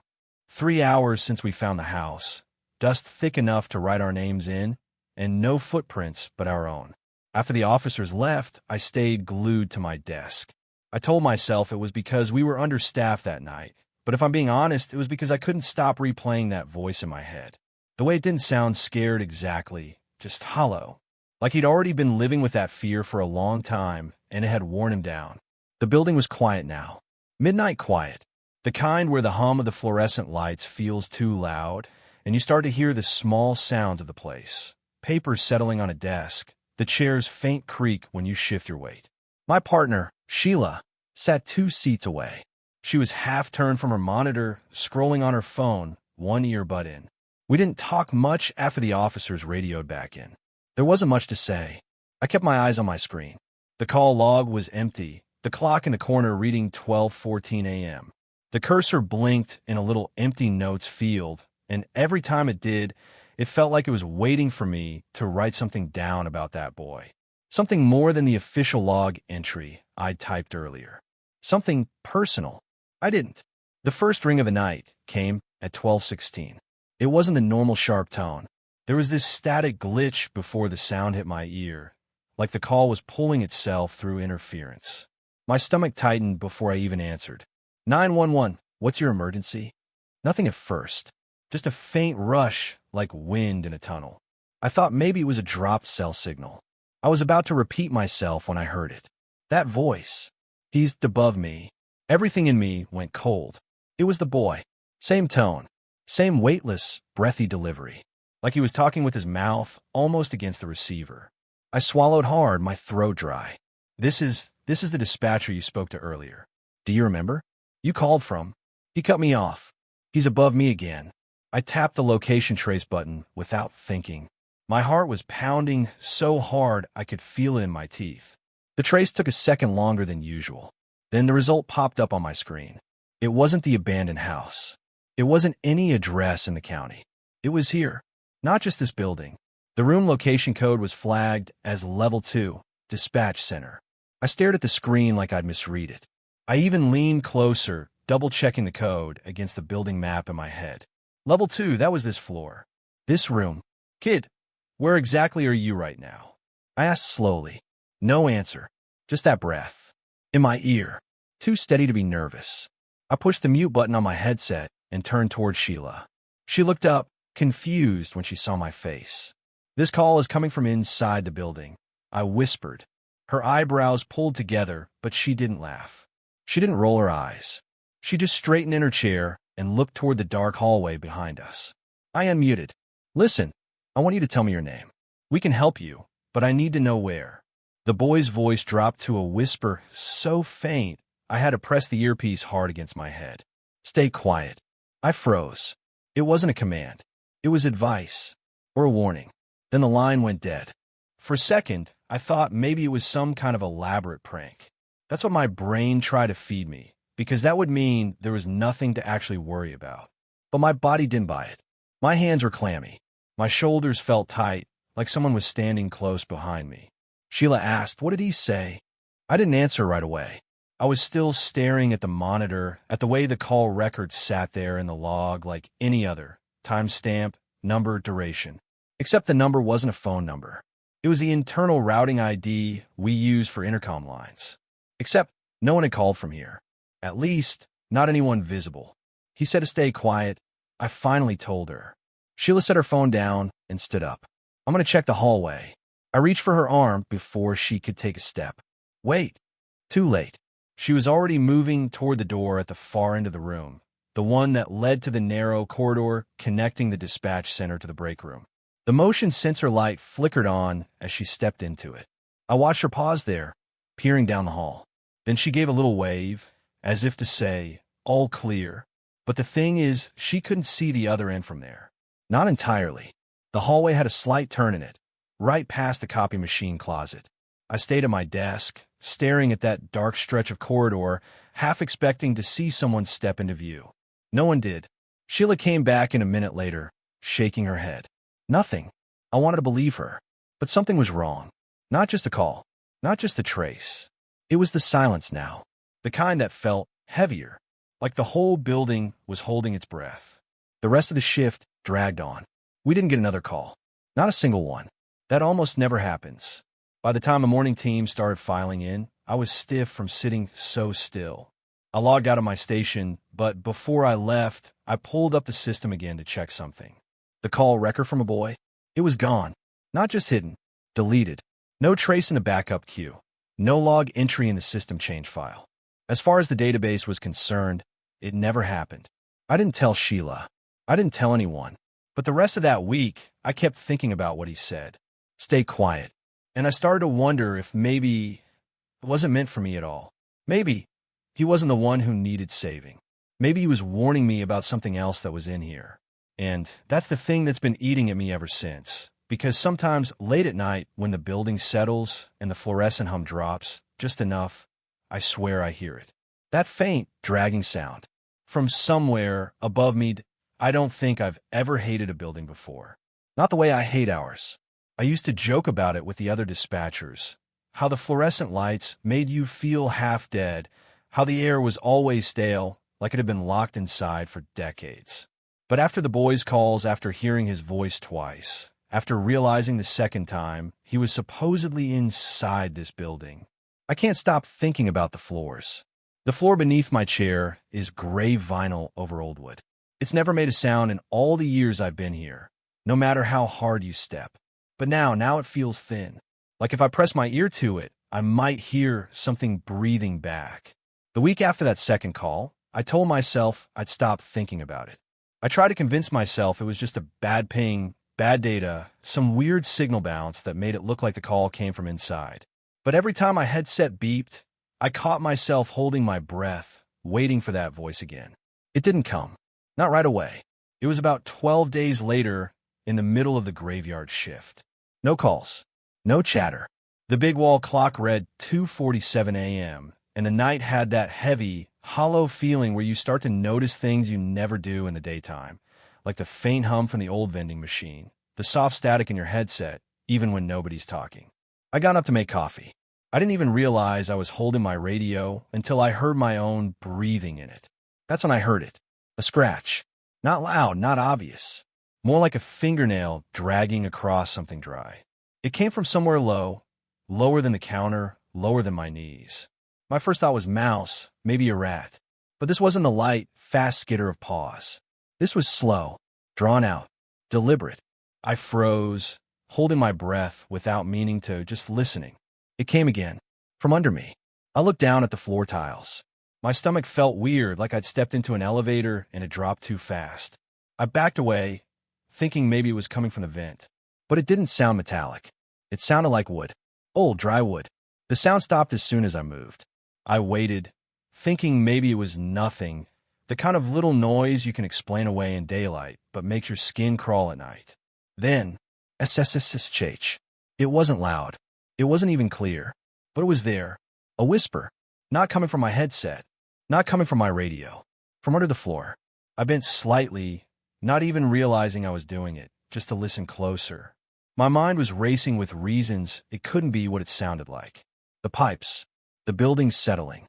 Someone outside. But no. The whisper had weight to it, like breath pushing through teeth. Then it spoke again. Don't move. I felt my legs lock. My whole body did, really, my muscles tightening without my permission. I turned my head slowly, scanning the empty room. The glow from the monitors made the corners darker. Somehow. Can you hear me? The voice was small. A child's voice. The same child's voice. I didn't answer. It didn't matter. I'm under here, it said. I stepped back without thinking, my heels scuffing the tile. The chair at my desk spun slightly from where I'd left it. I wanted to run, but I didn't want to make a sound. My mind kept circling back to that second call. That ping. Inside the building. I've been here a long time, the voice whispered. It's dark, but I can see you. That broke me. I turned, fast walking toward the far end of the room where the hallway starts. My shoes made too much noise, every step sounding like it echoed. Don't go, it said. Louder now. Right beneath me. I didn't stop. I went into the break room, shut the door, and leaned on it like something was going to push from the other side. The hum of the refrigerator felt deafening. I stood there for what felt like 10 minutes, my hands shaking. Then nothing. No more scratching. No more voice. By the time my shift ended, I convinced myself it was in my head. That I'd been so wound up from those earlier calls that I'd heard something that wasn't there. But I still avoided stepping on the center part of the floor when I went back to my desk. 2 nights later, it happened again. This time, I was on a routine night check. We do them every couple of hours, just walking the perimeter inside, checking the exits, making sure the radios and phones are working. I was halfway across the main room when I felt it before I heard it. The faintest vibration under my shoes, like someone shifting their weight on the other side of a wall. Then came the scratching. Not 1 or 2 drags this time. It was constant, like nails raking wood, slow but steady. I froze. It was right under me. I don't know why, but I crouched down, resting my palm against the tile. It felt cold. Too cold. Then, so close I swear I felt the breath through the floor. Open it. I jerked my hand back. My eyes darted over the room, trying to find any seam, any hatch I'd never noticed. But the floor was smooth, unbroken. I didn't answer. I just stood there, backing away. The scratching followed me. Not under the whole room, just under where I stepped. It was moving with me. I went faster. It matched me. I went to the hallway. The sound stopped dead at the threshold. I didn't go back in for the rest of my shift. The next day, I told maintenance there might be an animal problem. I didn't mention the voice. I didn't want to see the look on their faces. They checked. They said they found nothing. No droppings, no chew marks, no signs of anything living under there. That night, I heard it again. Not while walking, not while making coffee, while sitting at my desk. I've been staring at the dispatch map, my chin in my hand, when the headset crackled, just static, no call. And beneath it, faint and wet sounding, like lips too close to the mic. Don't look down. I did. The floor beneath my chair was darker than it should have been. Like the light from the monitors wasn't touching it. Then the scratching started. It didn't stop for the rest of my shift. I tried headphones. I tried humming to myself. I tried stepping away, but every time I came back, it was there. It's been 3 nights now. The others don't hear it. Or maybe they do, and they're pretending they don't. All I know is it's still under us. And it's learning how to follow. It was one of those nights where everything felt heavier. The kind where the quiet isn't peaceful, it's loaded. I was halfway through my shift, sipping lukewarm coffee that had gone bitter from sitting too long. The call center was dim except for the glow from our monitors, that soft blue light that always made me feel like I was underwater. It was just me and Kelsey that night. She was across the room, typing up a report, her chair creaking in little bursts every time she shifted. The weather outside had been strange all evening. No wind, no rain, no sound. Just a heavy stillness. The kind you feel in your teeth. The phone rang at 1:12 a.m. I put the headset on, clear my throat, and said, 911, what's your emergency? There was breathing on the line. Not panicked, just uneven, shaky. Then a man's voice, low, almost like he was afraid to be heard. Yeah, I don't know if this counts as an emergency, but something's wrong. I asked his name. Eddie, he said, his voice cracking. I'm on County Line Road, near mile marker 7. My car's dead. Everything's dead. I asked him what he meant by everything. He told me he'd been driving home from a late shift when his headlights flickered and cut out completely. His engine died seconds later. He coasted to a stop on the shoulder. No lights anywhere, he said. No houses, no signs, nothing. The sky's clear, but it's dark. Darker than I've ever seen. I started pulling up the county grid map, checking for outages. But County Line didn't show any reports. No calls. No repair tickets. I asked if he could see any other cars on the road. No, I don't think there's anybody for miles, he whispered. But there's something out here with me. That made me stop typing. What do you mean? I can see movement. In the road. Like shadows. They're not for me. They're just there. I told him to stay in his car, lock the doors, and keep me updated. He said he already had. I could hear him shifting in the driver's seat, the leather creaking under him. But then his voice dropped even lower. They're getting closer. I wanted more details, so I asked him to describe what he was seeing. It's like, I don't know. They look like people, but not right. Too thin, too tall, and they're moving slow. Like they're not walking, but sliding. I could feel my skin tighten. I glanced over at Kelsey, but she was still buried in her report, unaware of the tension in my voice. Eddie kept talking, faster now. I thought maybe it was a trick of my eyes. But they're blocking out the stars when they pass under them. So they're real. They're solid. I checked the map again. Nothing. No patrol cars in that area either. The nearest unit was 15 minutes out. I told him help was on the way. That's when he said, it's so quiet. I can't even hear crickets. Just my heart. And them. I asked. They're scraping. The way he said it made my chest tighten. I asked what kind of scraping. It's like nails on the pavement. Long, slow drags. God, it's coming from all around now. I could hear it through the phone, faint but real. A dry, grating sound. I asked him how many there were. I don't know. Too many. 5, 6, 10. They keep shifting, and they're closer than they were a minute ago. My hands were clammy on the keyboard. I could feel sweat on my back, even though the AC was running. Then, in the quiet between his breaths, I heard something else. A low hum. Not electrical. More like a vibration in the air. Deep. Eddie, I said carefully. Where exactly are you parked? He gave me the cross street, or what should have been one. But it didn't exist on our current maps. It used to, though. I remembered hearing about that stretch when I first started. Back when the county rezoned the area, and cut off the old road. Kelsey noticed my face and mouth. "What's wrong?" I just shook my head and pointed to the call time on my screen. Eddie whispered again, "They're right at the hood now." I heard him gasp sharply, like he'd seen something that rattled him deep. "They don't have faces," he said. "Just smooth skin. And where their eyes should be, it's like the skin sinks inward." I swallowed. My headset cord suddenly felt too tight around my neck. "They're not people," he said. The scraping got louder in the background. He started breathing harder. "One of them is right outside my window." I told him not to look. Just keep his head down until the deputy arrived. They're leaning," he said, trembling, like they're trying to see inside. "But I can't. I can't hear them breathing. Just the scraping." Then I heard something new, a light tapping on glass. "They're tapping," he said, like they're trying to get me to roll the window down. I had to keep him calm. I told him over and over, "Don't move. Don't speak. Just stay with me." But then, "They're smiling," he said. His voice broke into a half-sob, half-laugh. "They don't have mouths, but they're smiling. I can feel it." I was about to respond when the line popped. Not static, not a disconnect, just a small pop, like someone had pulled the air out of the call. "Eddie." No answer. I stared at the call timer. It was still counting.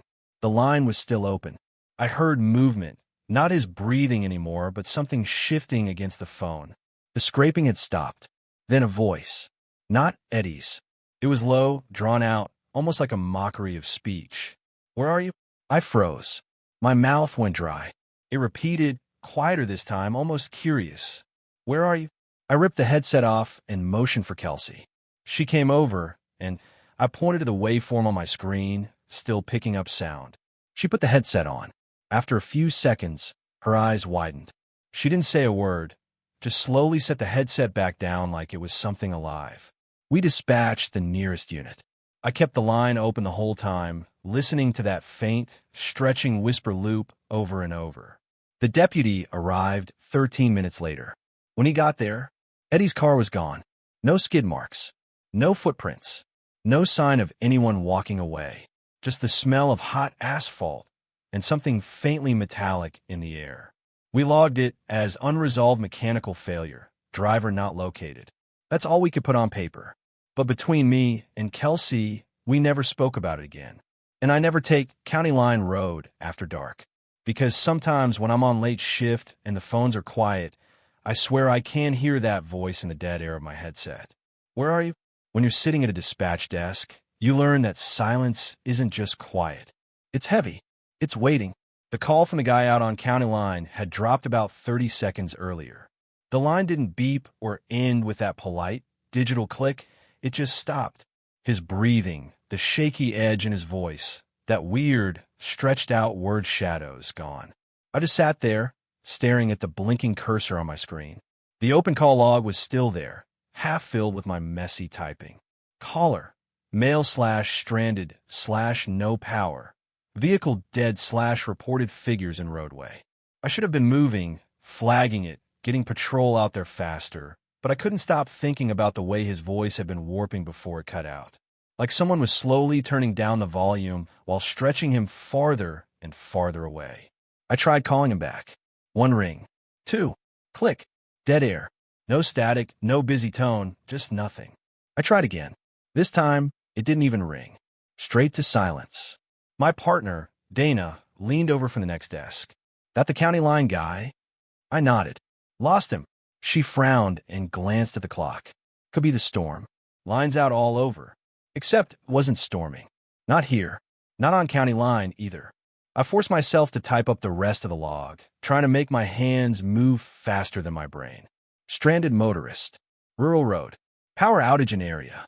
I didn't type the part about him, saying there were tall shadows moving toward him. Not yet. The system takes about 20 seconds to send a dispatch ping to patrol. While it loaded, I stared at the location coordinates he'd given me. Except it didn't make sense. I've worked this county long enough to know every curve and intersection. County Line is a straight stretch running between 2 highways. No buildings, no streetlights, nothing but open fields. But his pin? It sat in the middle of a blank spot on the map. Not the middle of the road, off it like 20 or 30 yards into the dark. I almost thought I typed it wrong, but I checked the log. He'd repeated the numbers back to me, slow and careful. And then my screen flickered. Not the usual computer about to crash kind of flicker. More like someone had waved a black sheet across the monitor for a split second. I glanced at Dana. She was staring at hers, frowning. Did yours? I started. Yeah, she said quickly. She tapped the side of her tower like that would help. The dispatch ping finally went through. Patrol was en route. I leaned back, tried to unclench my shoulders, telling myself it was over for now. But then my headset clicked. No incoming call tone. No ID display. Just a click. I pressed the line. 911, what's your emergency? At first, nothing. Then, a faint crackle. A voice far away. Low. Can you hear me? It was him. The county line guy. Yes, I hear you, I said quickly. Where are you now? Is your vehicle still disabled? Still. Here, Sim. Road? His voice sounded like it was coming from the bottom of a well. What's around you? Can you see headlights from the officers heading your way? Can't see anything. The words broke apart like someone was pulling pieces out of them. Every second or two, his voice would vanish completely, then drop back in a little quieter. They're closer now. Who? I asked. The patrol car? Silence. Then, no, the tall ones. My stomach tightened. You mean the shadows you mentioned earlier? Yes, they're standing all around. A loud burst of static drowned out the last word. It wasn't the kind of static you get from bad reception. It was too sharp, too sudden, like the sound of tearing metal shoved into my ears. I had to pull the headset away. When it faded, his voice came back, barely a whisper. Watching me, I typed as fast as I could, adding everything to the log now. My fingers were cold, even though the room was warm. Sir, I need you to stay in your vehicle. Lock the doors. Officers are on the way. Doors open. I stopped typing. Why are they open? Open them. I felt something pinch at the base of my spine, like my body was trying to pull away from his words. Who opened them? The shadows. Yes. The line cracked again, louder this time. When his voice came back, it was farther away. I could hear him breathing hard, moving inside. Get out of the car, I said before I could stop myself. If they're in the vehicle, get out now and move toward the road. Can't too many. Static roared in my headset again. Not steady, but pulsing like something was breathing into the line. I flagged Dana, waving her over. She put her headset on and joined the call, listening in. Her eyes went wide almost immediately. Don't let them touch. Who? I demanded too loud. My voice bounced off the thin walls of the room. They take the voice. Static swallowed the rest. Dana mouthed, what the hell? I shook my head. Sir, listen to me. Patrol is 2 minutes away. Stay where you are. No, they're between me and the lights. And then I heard it. Not static. Not his voice. Something else. A low, dragging sound. Like feet, or something heavier, pulling across dirt. It was faint at first, but it grew louder in bursts like it was rushing closer, then stopping. Closer stop. Dana heard it too. She took her headset off, like she didn't want it in her ears. The man's breathing turned into short, frantic gasps. Touching the glass. Glass. The windows. I wanted to tell him to run. I wanted to say anything that didn't sound like the truth, which was that I didn't think 2 minutes would be enough. Once, leaning in, his voice broke on the last word. Too tall, head's wrong. The static hit so hard it made me flinch. When it faded, the sound of his voice was so far away it barely felt like him at all. Can you still hear me? Yes, I said quickly. Stay on the line. Just stay with me. Hard, they're making it hard. What do you mean? They're inside my head. For a second, I didn't realize I'd stopped breathing.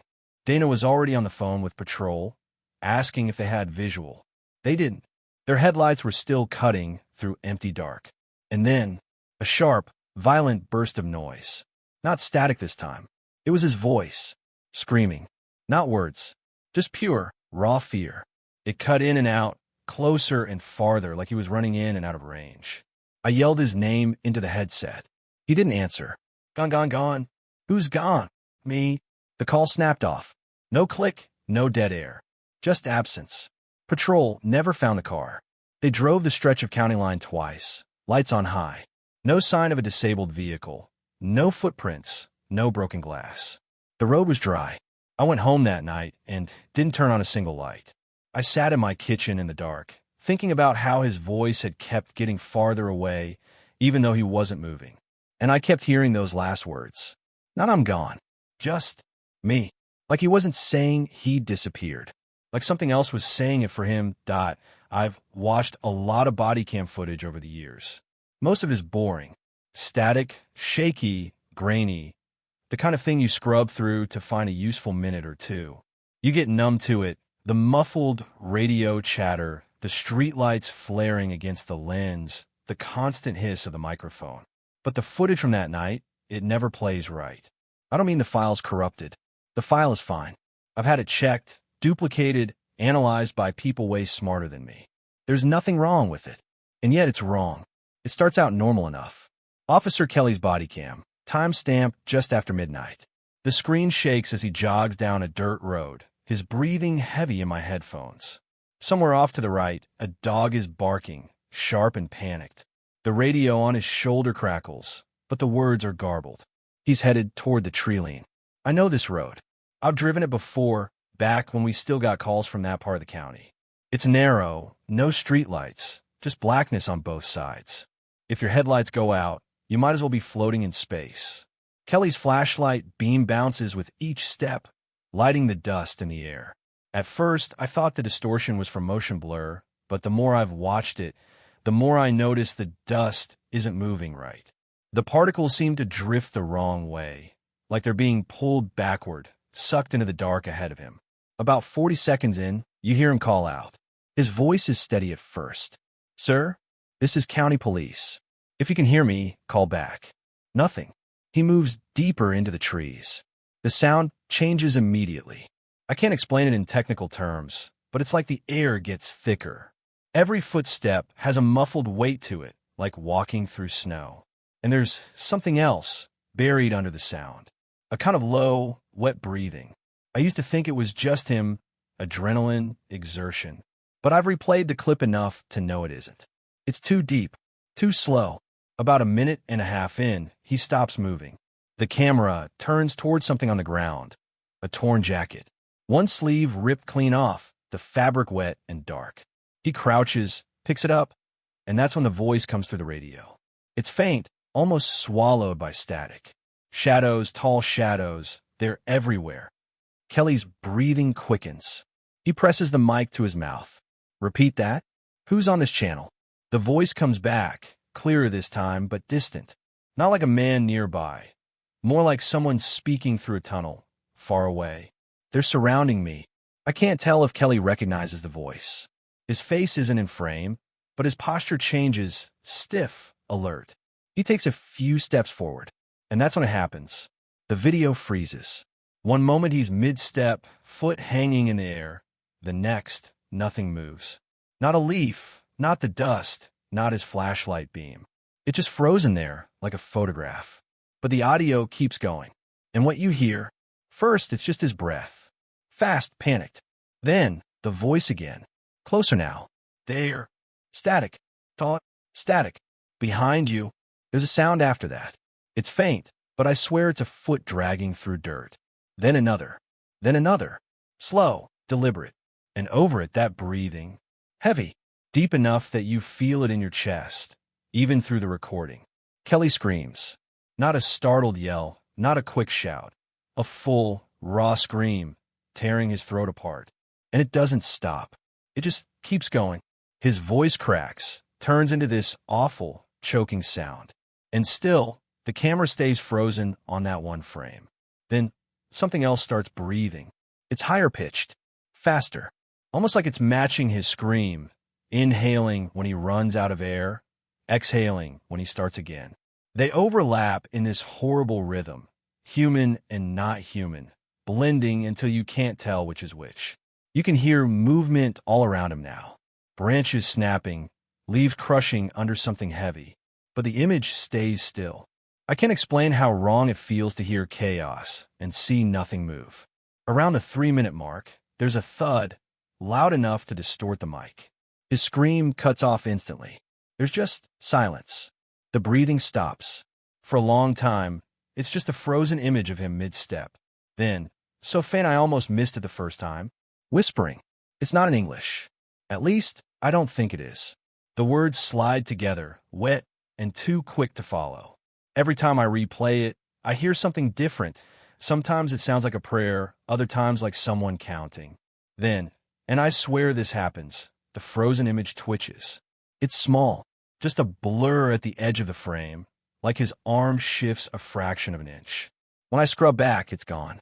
For it again, it's there.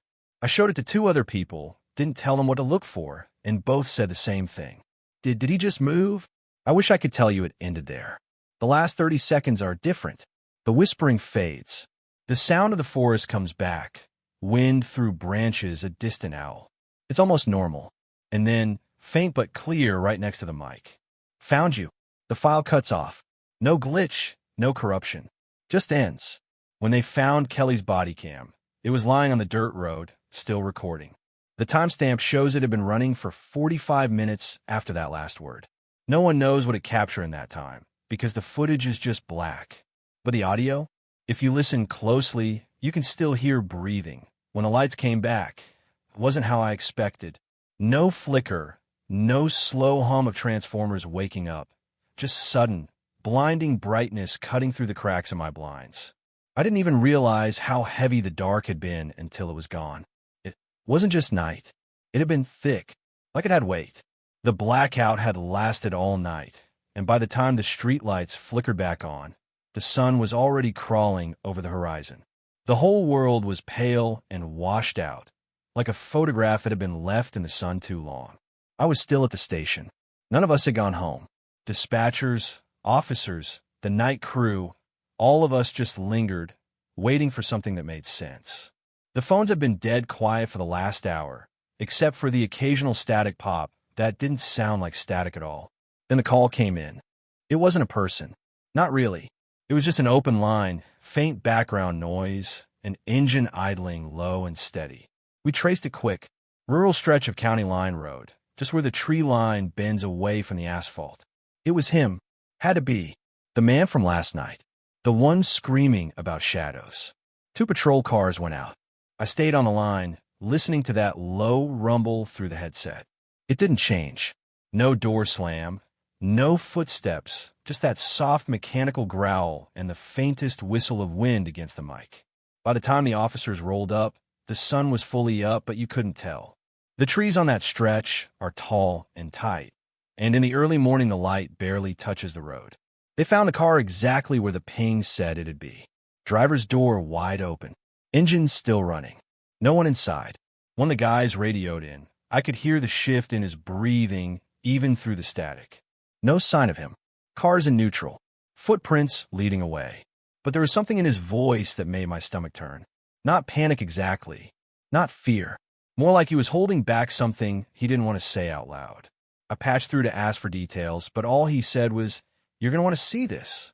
We didn't normally send dispatchers out into the field. That wasn't our job. But I couldn't sit there, staring at the waveform of that idling car on my screen, and not see what they'd found. County Line Road was colder than it should have been. You step out there and the wind feels wrong, sharp but not fresh. Almost stale, like it's been trapped somewhere for a long time. The car was a mess. Not damaged, just wrong. The driver's seat pushed too far back. The rearview mirror tilted so far upward it showed nothing but treetops. The radio was on, but silent, tuned to a station that shouldn't even come out here. And the footprints, they weren't clean. At first glance, yeah, you'd say they were just boot prints pressed deep into the dirt. But the edges were frayed, like the ground had resisted, like something heavier than a man had stepped down. The stride was too long in places, too short in others. They led off into the trees, curving slightly, like whoever made them hadn't been walking straight. One of the officers, Ramirez, was standing a few feet from the tree line, staring in. I asked him what he saw. He didn't answer right away. Then he pointed low to the ground. There, just beyond the shadow of the first row of pines, the dirt was disturbed. Not like something walked, like something had been dragged. It was a single groove, maybe 6 inches wide, stretching deeper into the forest. We followed it. Every few steps, the boot prints would vanish, and the drag mark would deepen. At one point, we found a spot where the earth was churned up as if there had been a struggle. The trees around it were scarred, bark stripped in long, uneven lines. Then nothing. The trail just stopped. Not faded, not hidden. Just stopped in a patch of untouched ground, as if whoever or whatever made it had been lifted straight up into the air. Ramirez cursed under his breath. The other officer, Bennett, muttered something about checking the rest of the road. But his voice was thin, shaky. We turned back. That's when I noticed it. The car's headlights were on. They hadn't been when we first got there. I was sure of it. But now both beams cut through the trees, landing on nothing in particular. The driver's door was still open, but there was something on the inside panel I hadn't seen before. A handprint. Not greasy, not bloody, just faint like the oils from someone's skin pressed into the fabric. But the fingers were too long, and the palm was narrow. It almost looked backward. Bennett saw it too. He reached out, then thought better of it. We towed the car back to impound. Standard procedure. But when they tried to turn it off, the engine kept running. Even after pulling the key, they had to disconnect the battery to get it to stop. And here's the part that won't leave me alone. When the tow truck driver climbed in to put it in neutral, the radio came on again. Same silent station. Only, it wasn't silent this time. It was breathing. Slow, deep, steady. Like someone right there beside your ear. The driver jumped out so fast, he hit his shoulder on the frame. None of us touched it again. We filed a report. Missing person, last known location, vehicle recovered. But there's no point lying. We all knew the case wasn't going anywhere. Not because we didn't want to solve it, but because there was nothing to solve. He was just gone. That night, I couldn't sleep. I kept hearing the idling engine in my head, that low hum. And over it, his voice from the night before, ragged, panicked, begging me to listen. I replayed the call in my mind, every word, every sound. I kept thinking about the moment he said, "It's in the dark." The blackout had lifted, but part of me wondered if the dark had really left. Because when I finally closed my eyes, I dreamed I was standing in the middle of that road. The car was there, headlights on, driver's door open. Only this time, the seat wasn't empty. Someone was sitting there. Not the man. Something that almost looked like him. But its head was turned too far, its mouth stretched too wide, and its eyes were fixed on me, unblinking. The engine was still running, and it was smiling. I've been a dispatcher for 6 years now. 6 years of calls that come in at every hour of the night, cutting through whatever scraps of quiet we have left. You learn, after a while, to tune certain things out. The crying, the screaming, even the silence, because silence can be loud, too, if it's the kind that carries weight. My voice has been my anchor. Calm, level, predictable. The one thing I can control, even when the person on the other end can't control a damn thing. I've always thought that was almost sacred in a way. You talk people back from cliffs with your voice. You hold them together with nothing but tone. But the other night, my voice wasn't mine anymore. It started just past midnight. The phones had been quiet for maybe an hour. I was halfway through my second cup of coffee. The kind that tastes burnt because the pot's been sitting there for too long, but you drink it anyway because it keeps you sharp. The first ring broke the stillness. I put the headset on, muscle memory taking over. 911, what's your emergency? No answer. It's not unusual. Sometimes they hesitate. Sometimes they just don't know what to say yet. I listened for background noise, traffic, wind, voices, but there was only a faint hum. Can you hear me? I asked. If you can't speak, tap the phone or make some kind of noise. That's when I heard it. Not a tap, not static, breathing. Slow, steady, familiar. I leaned back slightly, pressing my ear to the headset like that would help. Something about it made my chest feel tight. I've heard a lot of breathing over the years, panic gasps, ragged wheezes, but this was different. It sounded normal, even, almost in sync with my own. Then, finally, a voice. It's me. I froze. Not because of what they said, but because of how they said it. It was my voice. Not just close. Not just a similar tone. It was perfect, down to the rhythm of the words, the slight rasp I get when I've been talking too much. Even the low hum at the end of sentences, I never noticed until that moment. I didn't respond right away. I think part of me was hoping I'd misheard it, that the caffeine was messing with me. Who is this? I finally asked. The line crackled faintly, like the sound of a bad recording. "I'm the real one," the voice said. The coffee in my stomach turned sour. "What do you mean, the real one?" "You're not me," it said in my voice. "You're just the one they let answer." I swallowed hard. "This is a 911 line. If you have an emergency." "I do," it interrupted, still perfectly matching my cadence. "You." I could feel my heartbeat in my ears. "Are you in danger?" "Yes." "You are." I almost laughed. Not because it was funny, but because it was so absurd. People mess with dispatchers sometimes. Kids dare each other to prank call. Lonely people just want someone to talk to. But this didn't feel like that. This felt cold. Calculated. "You need to tell me your location," I said, trying to keep my voice level. "You already know it," the voice answered. A ripple of unease went through me. "What are you talking about?" The line was quiet for a few seconds. Then, "I'm where you're supposed to be." My throat tightened. "And where is that?" "Not here." There was something in the way they said it. My voice, but stripped of any warmth. It didn't even sound angry, just certain. I glanced at the call log. No number. No ID. Just unknown. The timestamp ticked forward, but the call itself felt frozen, like time wasn't really moving. I didn't realize I'd stopped breathing until I heard them inhale at the exact same time I did. Same length. Same depth. It wasn't just my voice they had. It was my breathing, my timing, my everything. I reached for the keyboard to start a trace, fingers stiff, but before I could type, they spoke again. "You shouldn't be answering calls right now." "Why is that?" I asked, though my own voice felt like it didn't belong to me anymore. "Because something's coming for you," they said, "and if you're on the line when it gets there, you won't be able to hang up." My hand stayed hovering over the keys. "What's coming?" The voice let out a slow breath. Mine, but wrong somehow, like a mirror reflection that's just a little too still. "You've already heard it," they said, in the silence between calls. I thought about the quiet before the phone rang. That strange hum I'd brushed off. Was that what they meant? I pushed through the static in my head. "If you don't give me your location, I can't send help." Another pause. Then, "I don't want help." The line popped faintly, like someone adjusting an old cassette player. "I just wanted you to know I'm here now," they added. Something in me cracked at that. "Here where?" They didn't answer. Instead, I heard the faintest sound. A click. From my own headset. Not through the line, inside it.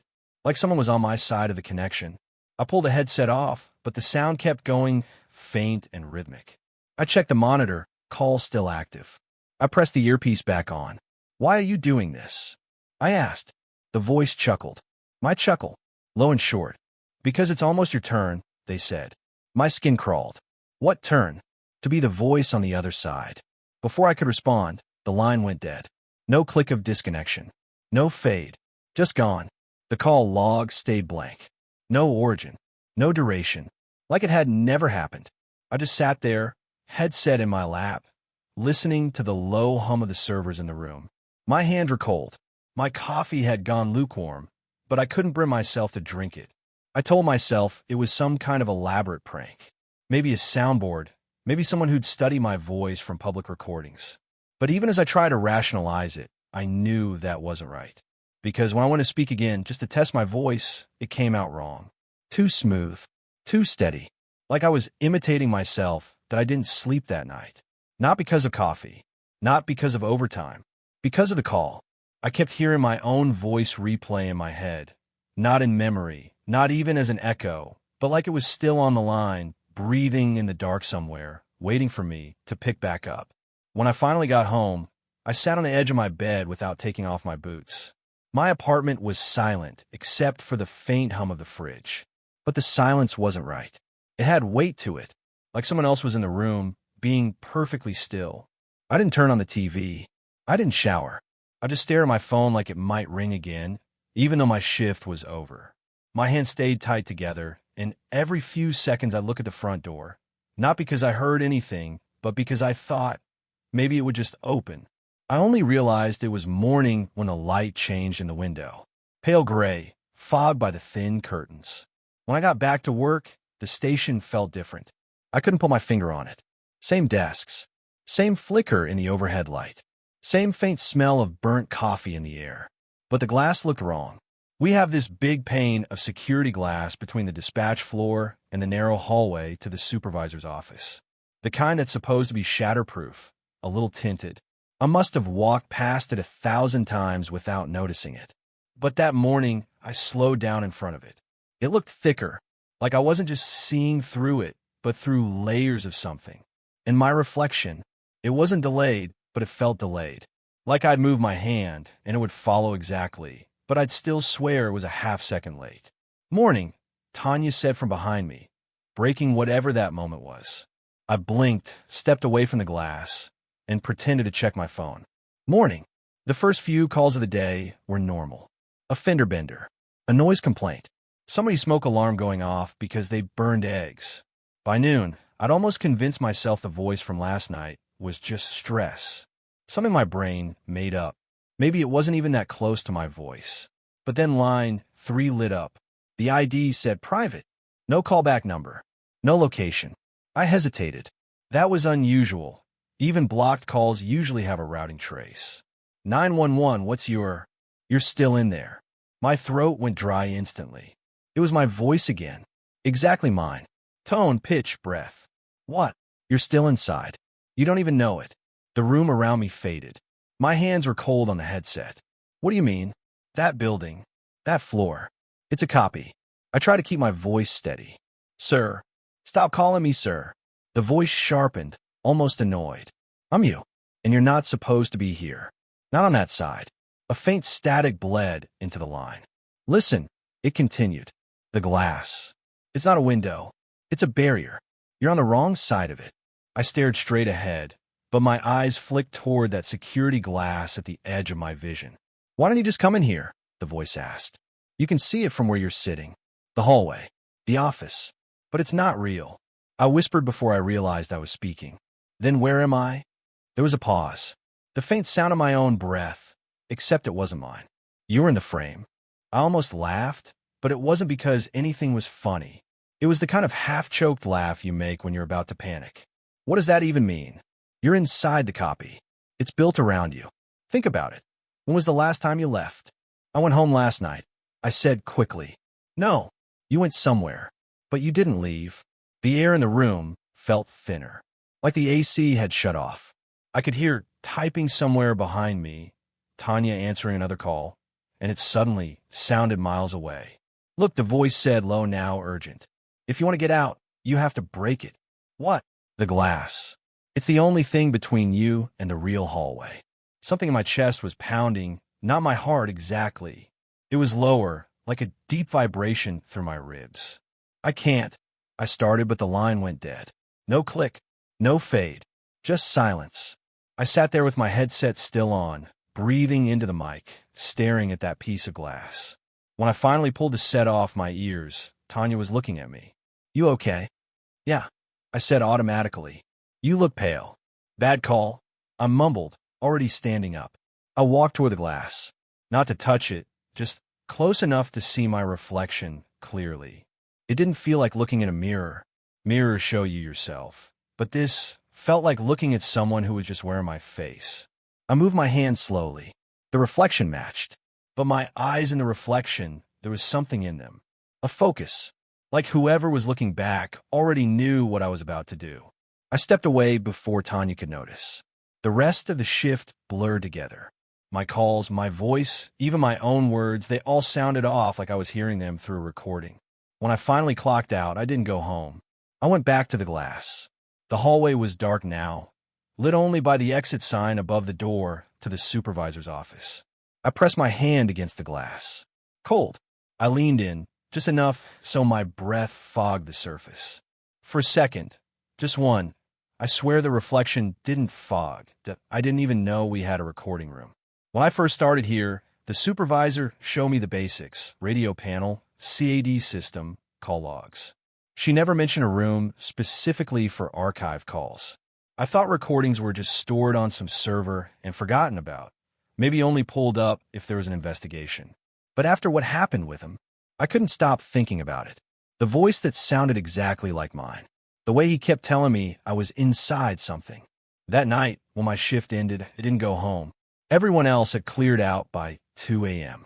It was one of those rare dead nights. No calls, no chatter, just the hum of the fluorescent lights and the soft, constant hiss of the dispatch radios left on standby. I walked the empty hallway, the one that wraps behind the main floor. The air back there always smells different, less like coffee and paper, more like dust and wires.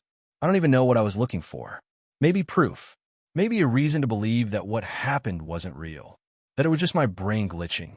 Halfway down the hall, I saw it, an unmarked gray door.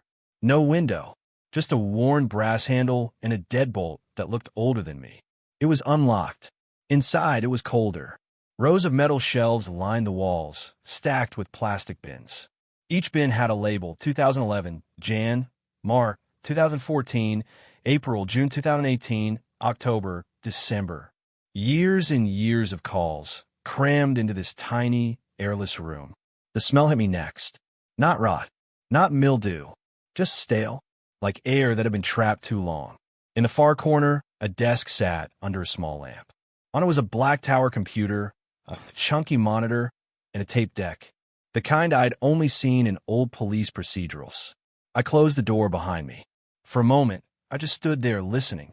The building has this way of breathing at night, pipes groaning, vents hissing, but in that room, it felt like all of that was muted, like the walls were too thick. I sat down, waking up the monitor. The desktop was bare except for one folder labeled Archive. When I opened it, the files weren't neatly named. They were just strings of numbers and dates. Thousands of them. I picked one at random. It was a call from 2012. The audio was grainy, with that faint hiss of an old analog recording. A woman's voice, panicked, saying she could hear someone in her attic. The dispatcher's voice was calm, steady. Not me, obviously, just some guy who worked here over a decade ago. It was nothing unusual. I played another, and another. I don't know how many I went through before I found it. The file name was just 2016_11_0, 5_0, 3_12.wave. I hit play. Static. Then my voice. I froze. It wasn't just that it sounded like me. It was exactly my voice. The same tone, the same rhythm. But it wasn't my call. Listen to me, it said. You're inside. You need to get out. This place isn't real. It's just a copy. I could hear the dispatcher on the other end, a woman this time, maybe in her 20s. She laughed nervously and said, "Okay, sir. Do you have an emergency?" "Yes," my voice said, sharper now. You're the emergency. They're keeping you here. You're not supposed to." The line cut. Just dead air. I sat there, my heart thudding in my throat. I replayed it, over and over. Every time it was me. Not kind of me, not maybe me. It was me. I scrolled through the archive, scanning the dates. There were more. Just last year. All different dispatchers, all different shifts, but the same voice. My voice. Always saying the same thing. Always warning them that they were inside something. Some are longer than others. In one, I told a man named Bill that the walls were just skin. In another, I told someone to check the clock because it's not moving. My hand was sweating so badly the mouse kept slipping. I clicked on the most recent one, dated 3 weeks before I started here. The dispatcher was a guy named Reggie, one of the night veterans. 911, what's your emergency? Static. Bimmy. Reggie, listen to me. Reggie chuckled. Do I know you? Yes. You work in a copy. You need to leave before. A loud thud in the background cut it off. Then silence. I felt sick. I backed out of the folder and just stared at the desktop, the glow of the monitor painting my hands pale. It didn't make sense. How could my voice be on recordings from years before I ever worked here? Before I even thought about becoming a dispatcher? I started thinking about what he told me on my own call. The way he said I was inside. That the building was a copy. I'd written it off as some deranged prank. But now, I don't know. I thought about waking the supervisor, but how do you even start that conversation? Hey, I just found half a dozen calls from someone who sounds exactly like me warning dispatchers they're trapped in some fake version of the station. They'd think I was losing it. And maybe I am. But here's the part one can't shake. When I left the room, I made sure to close the door behind me. I heard the latch click. The next night, it was locked. Not just locked, deadbolt. The keyhole was filled with some kind of hard resin, like they'd sealed it shut. When I asked about it casually at the coffee station, Reggie gave me a look I didn't like. He didn't say anything. He just went back to sipping his coffee. Later, when he walked past my desk, he didn't look at me. But I swear under his breath, I heard him say, "Don't answer if it's you." I didn't hear the click right away. I just remember the voice saying very clearly, like it had been rehearsed 1,000 times, "It's time to switch." No rise, no fall, no drama, just finality. And then the line went dead. The headset felt heavy in my hand, the kind of heavy you notice only when something inside you starts to shift. My first thought wasn't, what did that mean? It was switch with who? I sat there for a few seconds, not even breathing, trying to process the sound of my own breathing in the dead channel. My palms were damp, my mouth dry.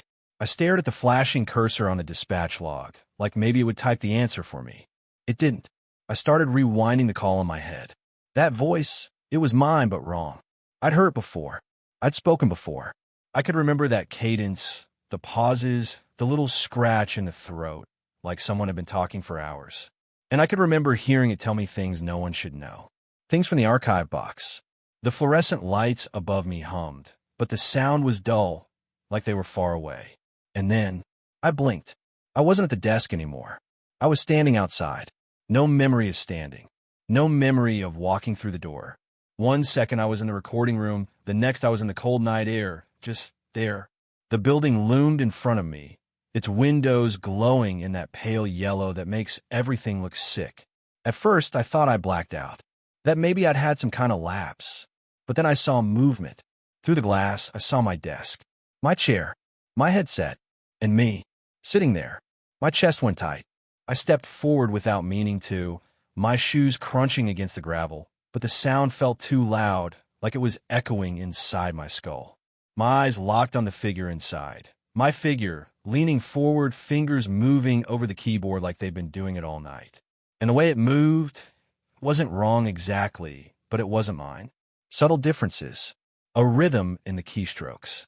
The way the head tilted, like listening to something I couldn't hear from out here.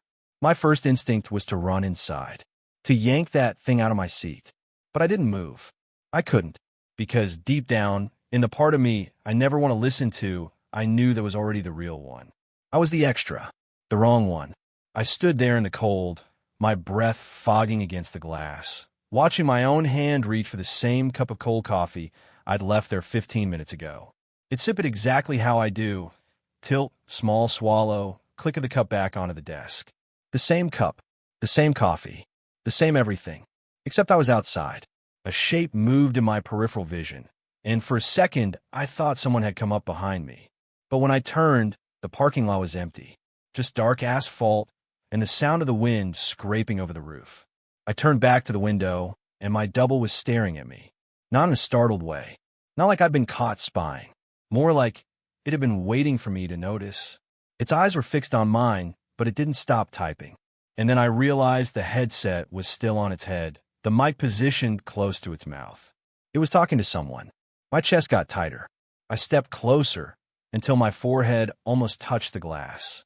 I couldn't hear anything, couldn't make out a single word, but I could see the subtle movements of its lips. And it was smiling. Not a big smile, just enough to make my skin crawl. I jerked my eyes to the door. It was only 20 feet away. I could get inside. I could pull the plug, in the call, do something, anything, but the thought of opening that door made my knees feel weak. What if it wanted me to? I stayed there, shaking, while it leaned back in the chair, still talking. And then, like it had been rehearsed, it reached out and typed something on the keyboard. The monitor's glow reflected in the window, just enough for me to read the words. Switch complete. The moment I saw it, my stomach dropped. It stood up, not abruptly, slowly, like it had all the time in the world. The headset came off, got set neatly on the desk, and then it started walking toward the door. I stepped back without realizing it. My heels scraped against the gravel, my breath quick and shallow. The door creaked open. It didn't even look surprised to see me there. Just stepped outside, pulled the door shut behind it, and looked at me like it was inspecting a copy of an old photograph. "You're early," it said. My voice, my tone, even the way my lips part on certain words. I couldn't speak. It stepped closer, and I noticed something in its eyes. Not light, not reflection, more like depth. Too much depth. Like looking into a well that has no bottom. "You'll get used to it," it said. They always do. And then it walked past me. Not hurried, not cautious, just past.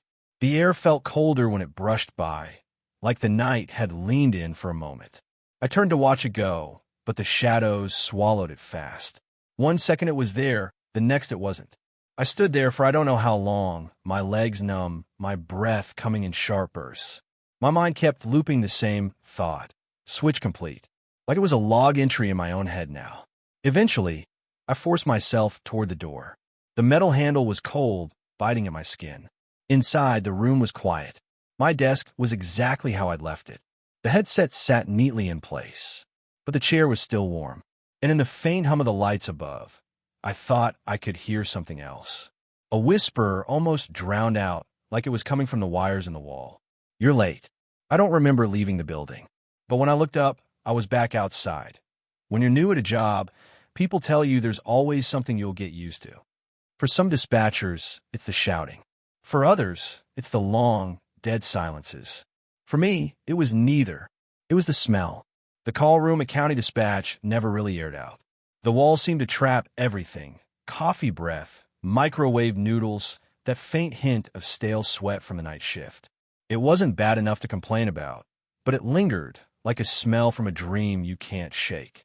I've been working there for about 3 weeks when my supervisor, Lydia, sent me down to storage. She said it was because the filing system's a mess and fresh eyes help. I think she just didn't want to do it herself. The storage room was in the basement, past a locked door with a keypad that stuck if you pressed too fast. I had to try the code twice. Inside, it was colder than upstairs, the air heavy with dust. Rows of old filing cabinets lined the walls, their drawers dented and labeled in fading marker. Some cabinets didn't have labels at all. There was a single flickering bulb overhead, and the hum it gave off was louder than I expected. It almost felt intentional. I'd only been at this job long enough to know the basics, where the important files were, what had to be kept for legal reasons, and what could be destroyed after a certain number of years. Old recordings, especially pre-digital ones, usually got archived in the back corner. That's where I found it. The box wasn't on a shelf. It was on the floor, pushed halfway under a cabinet, like someone had kicked it there in a hurry. It was just a plain cardboard box, no tape, no writing. But it had weight to it when I pulled it out. Solid weight, like books or a stack of bricks. I coughed as I dragged it into the light. The cardboard was soft at the edges from age. I knelt down and peeled it open. Inside, there were cassette tapes. Dozens of them. Each was in its own plastic case, though the cases were scuffed and cloudy. Some had strips of masking tape across the front, but there were no dates, no case numbers, just blank strips of yellowing tape. The kind of blank that felt wrong. Dispatch logs are supposed to be labeled down to the second. Calls are cross-referenced with written reports, incident IDs, the whole thing. You don't just keep anonymous tapes lying around. I picked one at random and held it up. On the strip of tape across its front, someone had drawn a single black line with a marker. Not a letter, not a number, just a line. It was unsettling in a way I couldn't explain. I thought about bringing the box straight to Lydia, but I didn't. It wasn't because I thought I was in trouble. It was because the box felt private, personal, the kind of thing that shouldn't exist, but did anyway. So I carried it to the corner desk in storage and sat down. The desk had an old tape player sitting on it, the kind with chunky square buttons and a cracked plastic lid. I blew the dust off it, found an outlet, and slid the first tape in. When I pressed play, the sound hit me like stepping into a room I wasn't invited to. It was a call. The hiss of an open line came first, then a shaky male voice. Hello. Hello, is someone there? He sounded terrified, not panicked, not screaming, just this raw, quiet terror, like every word was costing him something. I waited for the dispatcher's voice, but there was only silence. The man kept talking, his words low and uneven. I think they're still outside.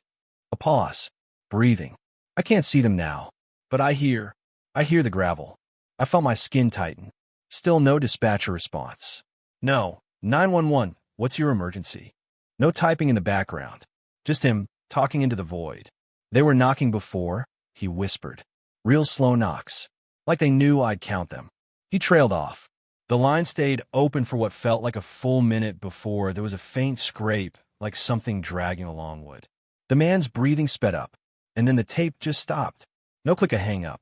No goodbye. Just dead silence until it ran out. I sat there, staring at the player, my finger hovering over the eject button. I wanted to play another one immediately, but my hands didn't feel steady. It wasn't just the content. It was the absence. The lack of a dispatcher. Calls don't get recorded without us. That's the whole point.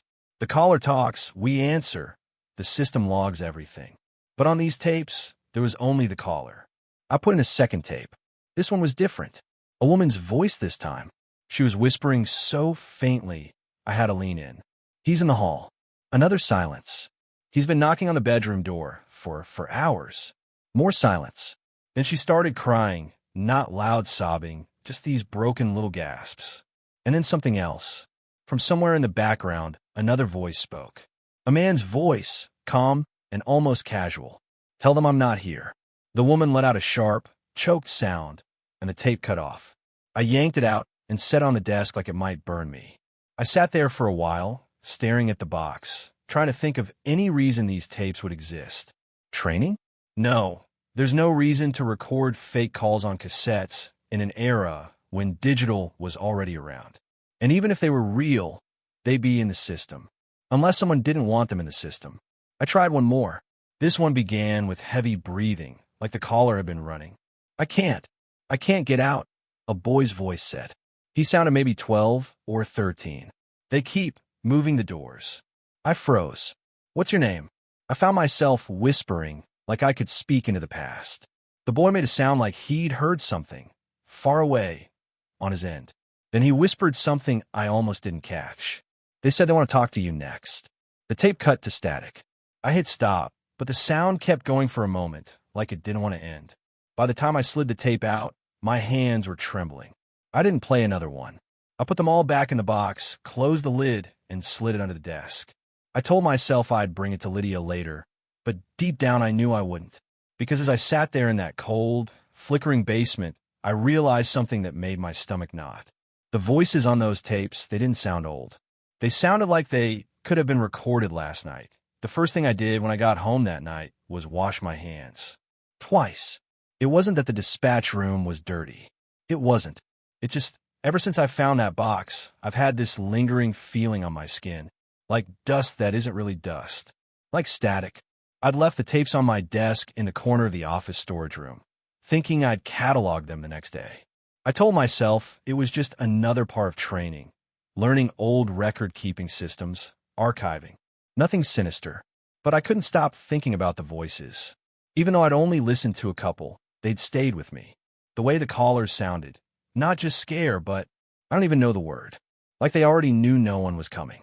The next day, I came in early, way earlier than anyone else. The main lights weren't even on yet, just that pale blue glow from the computer monitors in the bullpen. The storage room smelled the same as before, old cardboard, faint mildew. I slid the tapes closer, brushing a layer of dust from the top of the pile. They weren't labeled. Not one of them. No dates. No incident numbers. Nothing. Just plain black cassettes with faded plastic cases. I took one out at random and slotted it into the ancient tape deck that sat on the back counter. I had to press the button twice before it even started spinning. There was static first, then a faint click, and then 9-1-1. Please. The voice was male. Mid-30s, maybe. He sounded like he'd been running, his breath ragged and uneven. I'm here, the dispatcher's voice said on the tape. What's your emergency? They're in the walls, the man whispered. They're not mice. I can hear them, they're bigger. There was a pause. The dispatcher, whoever it was, asked for his address. The man rattled it off. I scribbled it down on a scrap piece of paper. Then, right when the dispatcher asked how many people were in the house, there was a sudden beep. Not a phone hang up, not static. Just the sharp, single tone, loud enough to make me flinch, and then the tape cut off completely. No goodbyes. No hello. Nothing. I rewound it and listened again. Same thing. The exact same point. I checked the address against our system. No record. Not just no record of that call. No record of anything from that address. According to our database, the house didn't even exist. I pushed the tape aside and grabbed another one. This time, it was a woman's voice. "Please," she kept saying before the dispatcher could even get through the greeting. "Please don't let him in. He's at my back door. He's smiling at me. He's—" Beep. Tape dead. My fingers tightened on the player. I didn't like that it happened again. Right at a peak, right when the caller's fear hit a breaking point. I checked that one in the system, too. No address match. No log call. Nothing. One by one, I played more tapes. Each call was different voices, different kinds of emergencies, fires, intruders, strange noises, car accidents. But they all had two things in common. One, none of them were in our records. Two, they all ended with that same sharp tone. By the fourth tape, I started timing it. The tone always came somewhere between the 30 and 50-second mark, no matter the call. I told myself maybe they were test calls, training material, old system quirks. But then I heard one that didn't even sound like a 911 call. It started with silence. Not the kind you get from an empty line, but the kind you get when someone's there. Breathing. Waiting. The dispatcher said hello. Repeated it. Then, a child's voice, no more than 8 or 9, said, "Is it you this time?" The dispatcher didn't respond at first. They just asked for the kid's name. The kid laughed. "Not you then." The tone came after that. But this time, it didn't just cut the call. It bled into the silence after a long, ringing sound that seemed to get louder and sharper until I had to yank the tape out. I sat there at the counter, the cassette warm in my hand, my skin prickling. I wasn't imagining it. These calls weren't supposed to be here. They weren't supposed to exist at all. I kept trying to think logically. Maybe they were from a different jurisdiction, stored here by mistake. Maybe they were old enough that the records were purged. But the kid's voice, the way they'd said this time, I couldn't shake the feeling they weren't talking to the dispatcher at all. By the time the others started arriving for their shifts, I made a neat little stack of tapes I'd already checked, and another stack I hadn't touched yet. I tried to focus on my regular duties that day, but every time the phones rang, I half expected to hear one of those voices. Around 3 p.m., during a lull, I decided to try one more. I shut the storage room door behind me, sat back down at the counter, and pressed play. The call began with loud wind, like the person was outside. The voice was male again, older this time. "They're making me walk," he said, almost shouting over the wind. "I can't see them, but they're here. They said if I stop, they'll—" Beep. I froze, fingers still resting on the stop button. That time, the beep didn't feel like it came from the equipment. It felt heavier, like it was inside the man's words before it cut him off. That's when I noticed something else. The time counter on the player wasn't matching up with the actual length of the tape. The calls always stopped, but the tape kept spinning for another minute or so in dead silence before auto-stopping. I leaned in listening. It wasn't silence. It was faint. So faint I had to press my ear against the machine to hear it. But there was something under there, a low, steady hum. Almost like a voice too low to make out. I pressed stop and pulled the tape. My hand was shaking a little. I didn't want to check another one, but I could not. I told myself it was just background interference. That's all. The next tape started with crying. Soft, muffled crying, like the person was trying not to be heard. "Please hurry," the caller whispered. He said I have to keep the phone down, but I needed to call. There was a loud crash in the background. A deep, booming voice shouting something I couldn't make out. Then the tone again. But this time, before the call cut completely, I swear I heard another voice on the line. Not the caller, not the dispatcher. Just one short phrase. "It's already logged." I sat back hard in my chair. Already logged. I don't know why, but that phrase made my chest tighten. I flipped through the logs again, scrolling back weeks, months, even years. Nothing. No trace of the calls. I realized I was sweating. The room felt hotter than before, the air heavier. I put the tapes back in a box and shoved it under the counter, like that would somehow make them stop existing. For the rest of my shift, I couldn't concentrate. My headset felt too loud, every crackle of the line making me flinch. That night, I lay in bed staring at the ceiling, replaying the voices in my head, especially the child's. "Is it you this time?" I didn't know why, but I kept thinking if they called again and I answered, what would I say? Would I even be able to speak? I thought I'd already gotten used to the weirdness. By that point, I'd heard enough of those old tapes to know something was wrong with them. The voices didn't line up with any recorded cases. The calls would just end mid-sentence with that sharp, metallic tone that made my teeth ache. But this one was different. I found it near the bottom of the box, wedged between two blank reels like it had been hidden there on purpose. It didn't have a label, just an old strip of masking tape across the front, and on it, in faded black marker, a single word: playback. I remember just staring at that word for a long time, my fingers resting on the cold plastic. It wasn't the same handwriting as the other tapes. The others were labeled neatly in block letters: Incident 44, Unknown Caller, Rural 911. But this one looked rushed, slanted, almost shaky. The room was quiet except for the low hum of the fluorescent light overhead. I slid the cassette into the player and hit the worn-down button. The hiss of tape started first, the faint static and pops that came with age. Then a voice. A woman's voice. Calm, professional. 911, what's your emergency? It was my voice. Not just similar, not just close. It was me. For a second, I actually laughed, the kind of short, nervous laugh you give when you're trying to make something sound less weird than it is. I figured maybe it was from one of my recent calls that somehow got transferred onto an old tape. But then, I heard myself speaking words I had never said before. Sir, I'm going to need you to stay calm, my voice said. You're saying there's smoke coming from the east side of the building? The man on the other end was coughing, panicked. His voice was muffled, like he was speaking through fabric. Yeah, the whole stairwell's full. I can't. He broke into another fit of coughing. I froze, because I knew the address my voice was about to say. Before it came out, I was already mouthing it. 1448 Carson Street, my voice confirmed. I know that place. It's the old 10-story apartment building just outside downtown. The one with the narrow halls and the fire escape that's half rusted through. I've driven past it hundreds of times, but there hasn't been a fire there. Not in years. The man on the tape was still coughing. I'm trapped on the 7th floor. The lights are out, and the smoke's getting worse. Please. I've dispatched fire and medical, my voice said smoothly. Help is on the way. I paused the tape. Just sat there, staring at the little plastic window where the reels had stopped. That wasn't a real call. It couldn't be. I've never taken a fire report for Carson Street in my life. And yet, I knew exactly how that conversation would play out before it happened. I could feel it deep in my chest, like a memory trying to surface. I hit play again. The man kept coughing. His voice started to shake. I can hear someone else in the hall.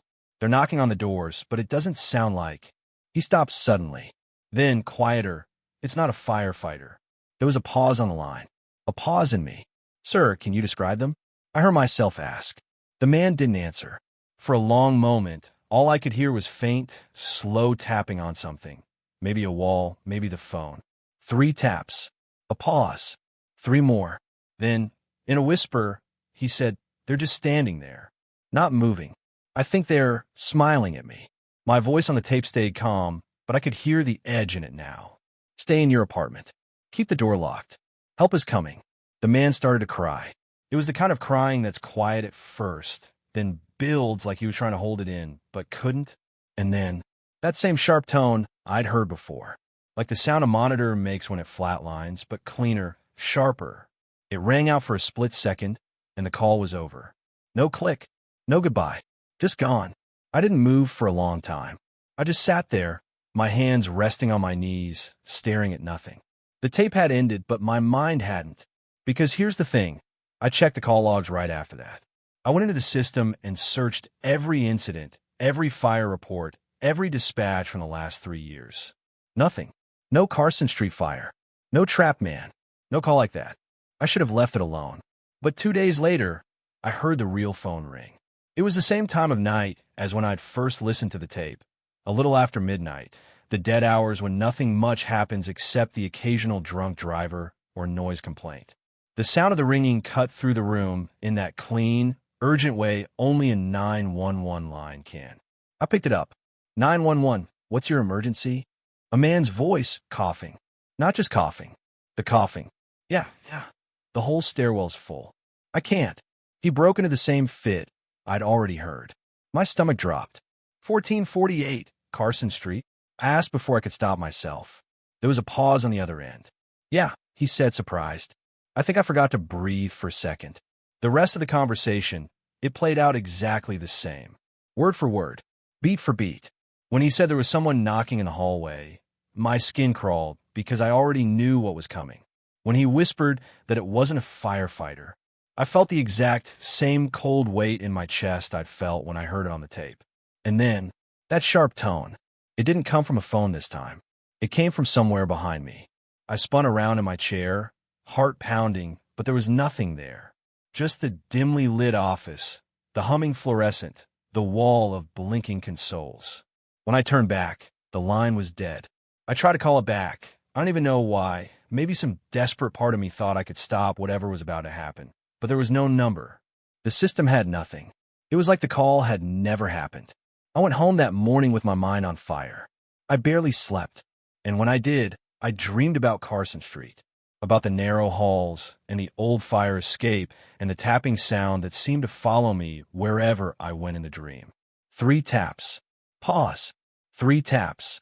The next night, I came in and checked the local news before my shift. I don't even know what I was hoping to find.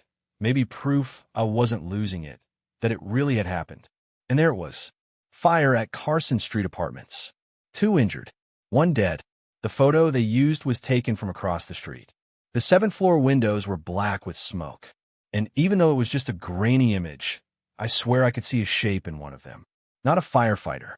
Not moving. Smiling. That's when it hit me. The tape hadn't been from the past. It hadn't been some weird old case I didn't remember. It was from the future.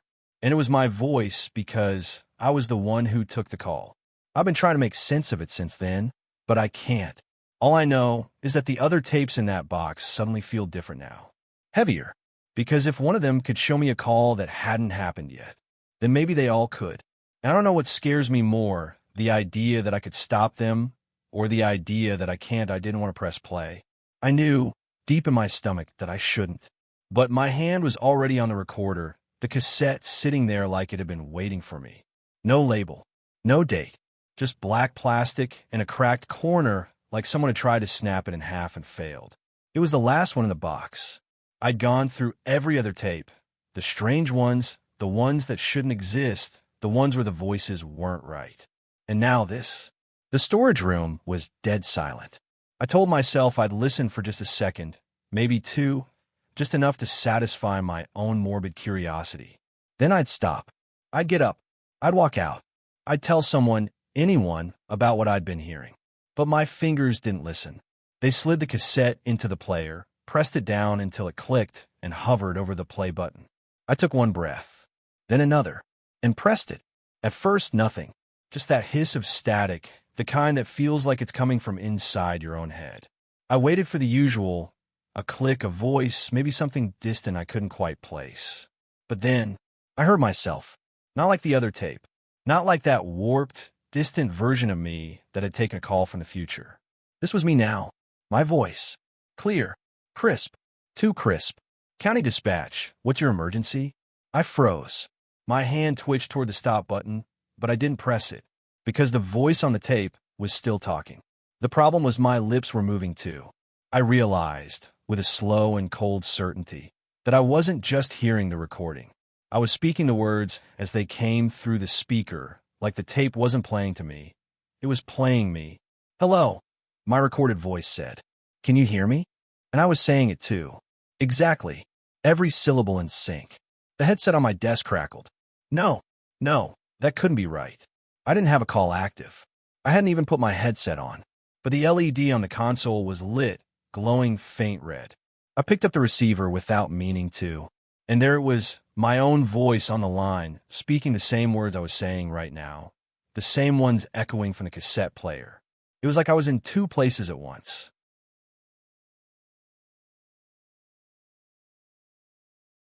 Then, there was another sound. A breath. Slow. Ragged. Not mine. It came through the tape. Through the phone. Through the air in the room. All at the same time. Who is this? I asked, my voice shaking, both on the tape, in my ear, and from my own throat. Silence. Then a whisper. So faint I almost thought I imagined it. It's happening now. My stomach clenched. What's happening? I asked, my mouth dry, my recorded self asking the same thing an inch behind my own voice. The whisper came again, this time clearer. You're deaf. I laughed. I actually laughed, this quick, ugly sound that didn't feel like mine.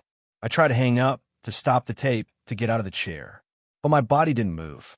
I sat there, rigid, my hands resting on the desk like they'd been glued there. I could feel my heart thudding against my ribs, but my muscles didn't respond. The voice on the tape kept speaking. My voice. My words. It was describing things I hadn't done yet. You're looking at the clock, it said. And I was. I didn't want to. My eyes just moved, locking onto the wall clock above the console. 3:07 a.m., it said. And the clock read exactly that. My breath started coming faster. You're trying to stand up now, the voice continued. But your legs won't work. My thighs tensed, but I stayed seated. Panic was swelling in my chest, my lungs straining against it. Your mouth is dry. Your palms are sweating. You're starting to think about the tapes, about all the other voices. You're realizing they were leading you here. I wanted to scream. I wanted to smash the recorder into pieces, to rip the tape out and burn it. But I couldn't move my hands. Now you hear the door open. And I did. The storage room door creaked. I didn't see anyone walk in. I didn't hear footsteps, just the slow swing of the hinges and the faint rush of air as it closed again. You can't see them, the tape whispered, my own voice low, urgent. But they're standing behind you. My neck burned with the weight of an unseen gaze. Every instinct screamed at me not to look. You're trying not to breathe too loud, the tape said. I was. And now you hear it. The sound they make when they move. Something brushed the back of my chair. A faint scrape, like fingernails against fabric. I felt hot breath on my ear. My recorded voice, my future voice, spoke again, slower now. You're realizing there's no way to stop this. You're realizing it's already on the tape. A single bead of sweat rolled down my temple. You're turning your head now, it said. And I did. But there was nothing there. Just the dim storage room, the shelves lined with forgotten boxes, the hum of the old fluorescent light. You don't see it, the voice said. You won't until the end. The static surged, sharp and loud. I winced. Then the voice, my voice, spoke one last line. Now you hear your last words. There was a pause. And then I heard myself scream. Not like I was screaming right now. Not yet. But like I would.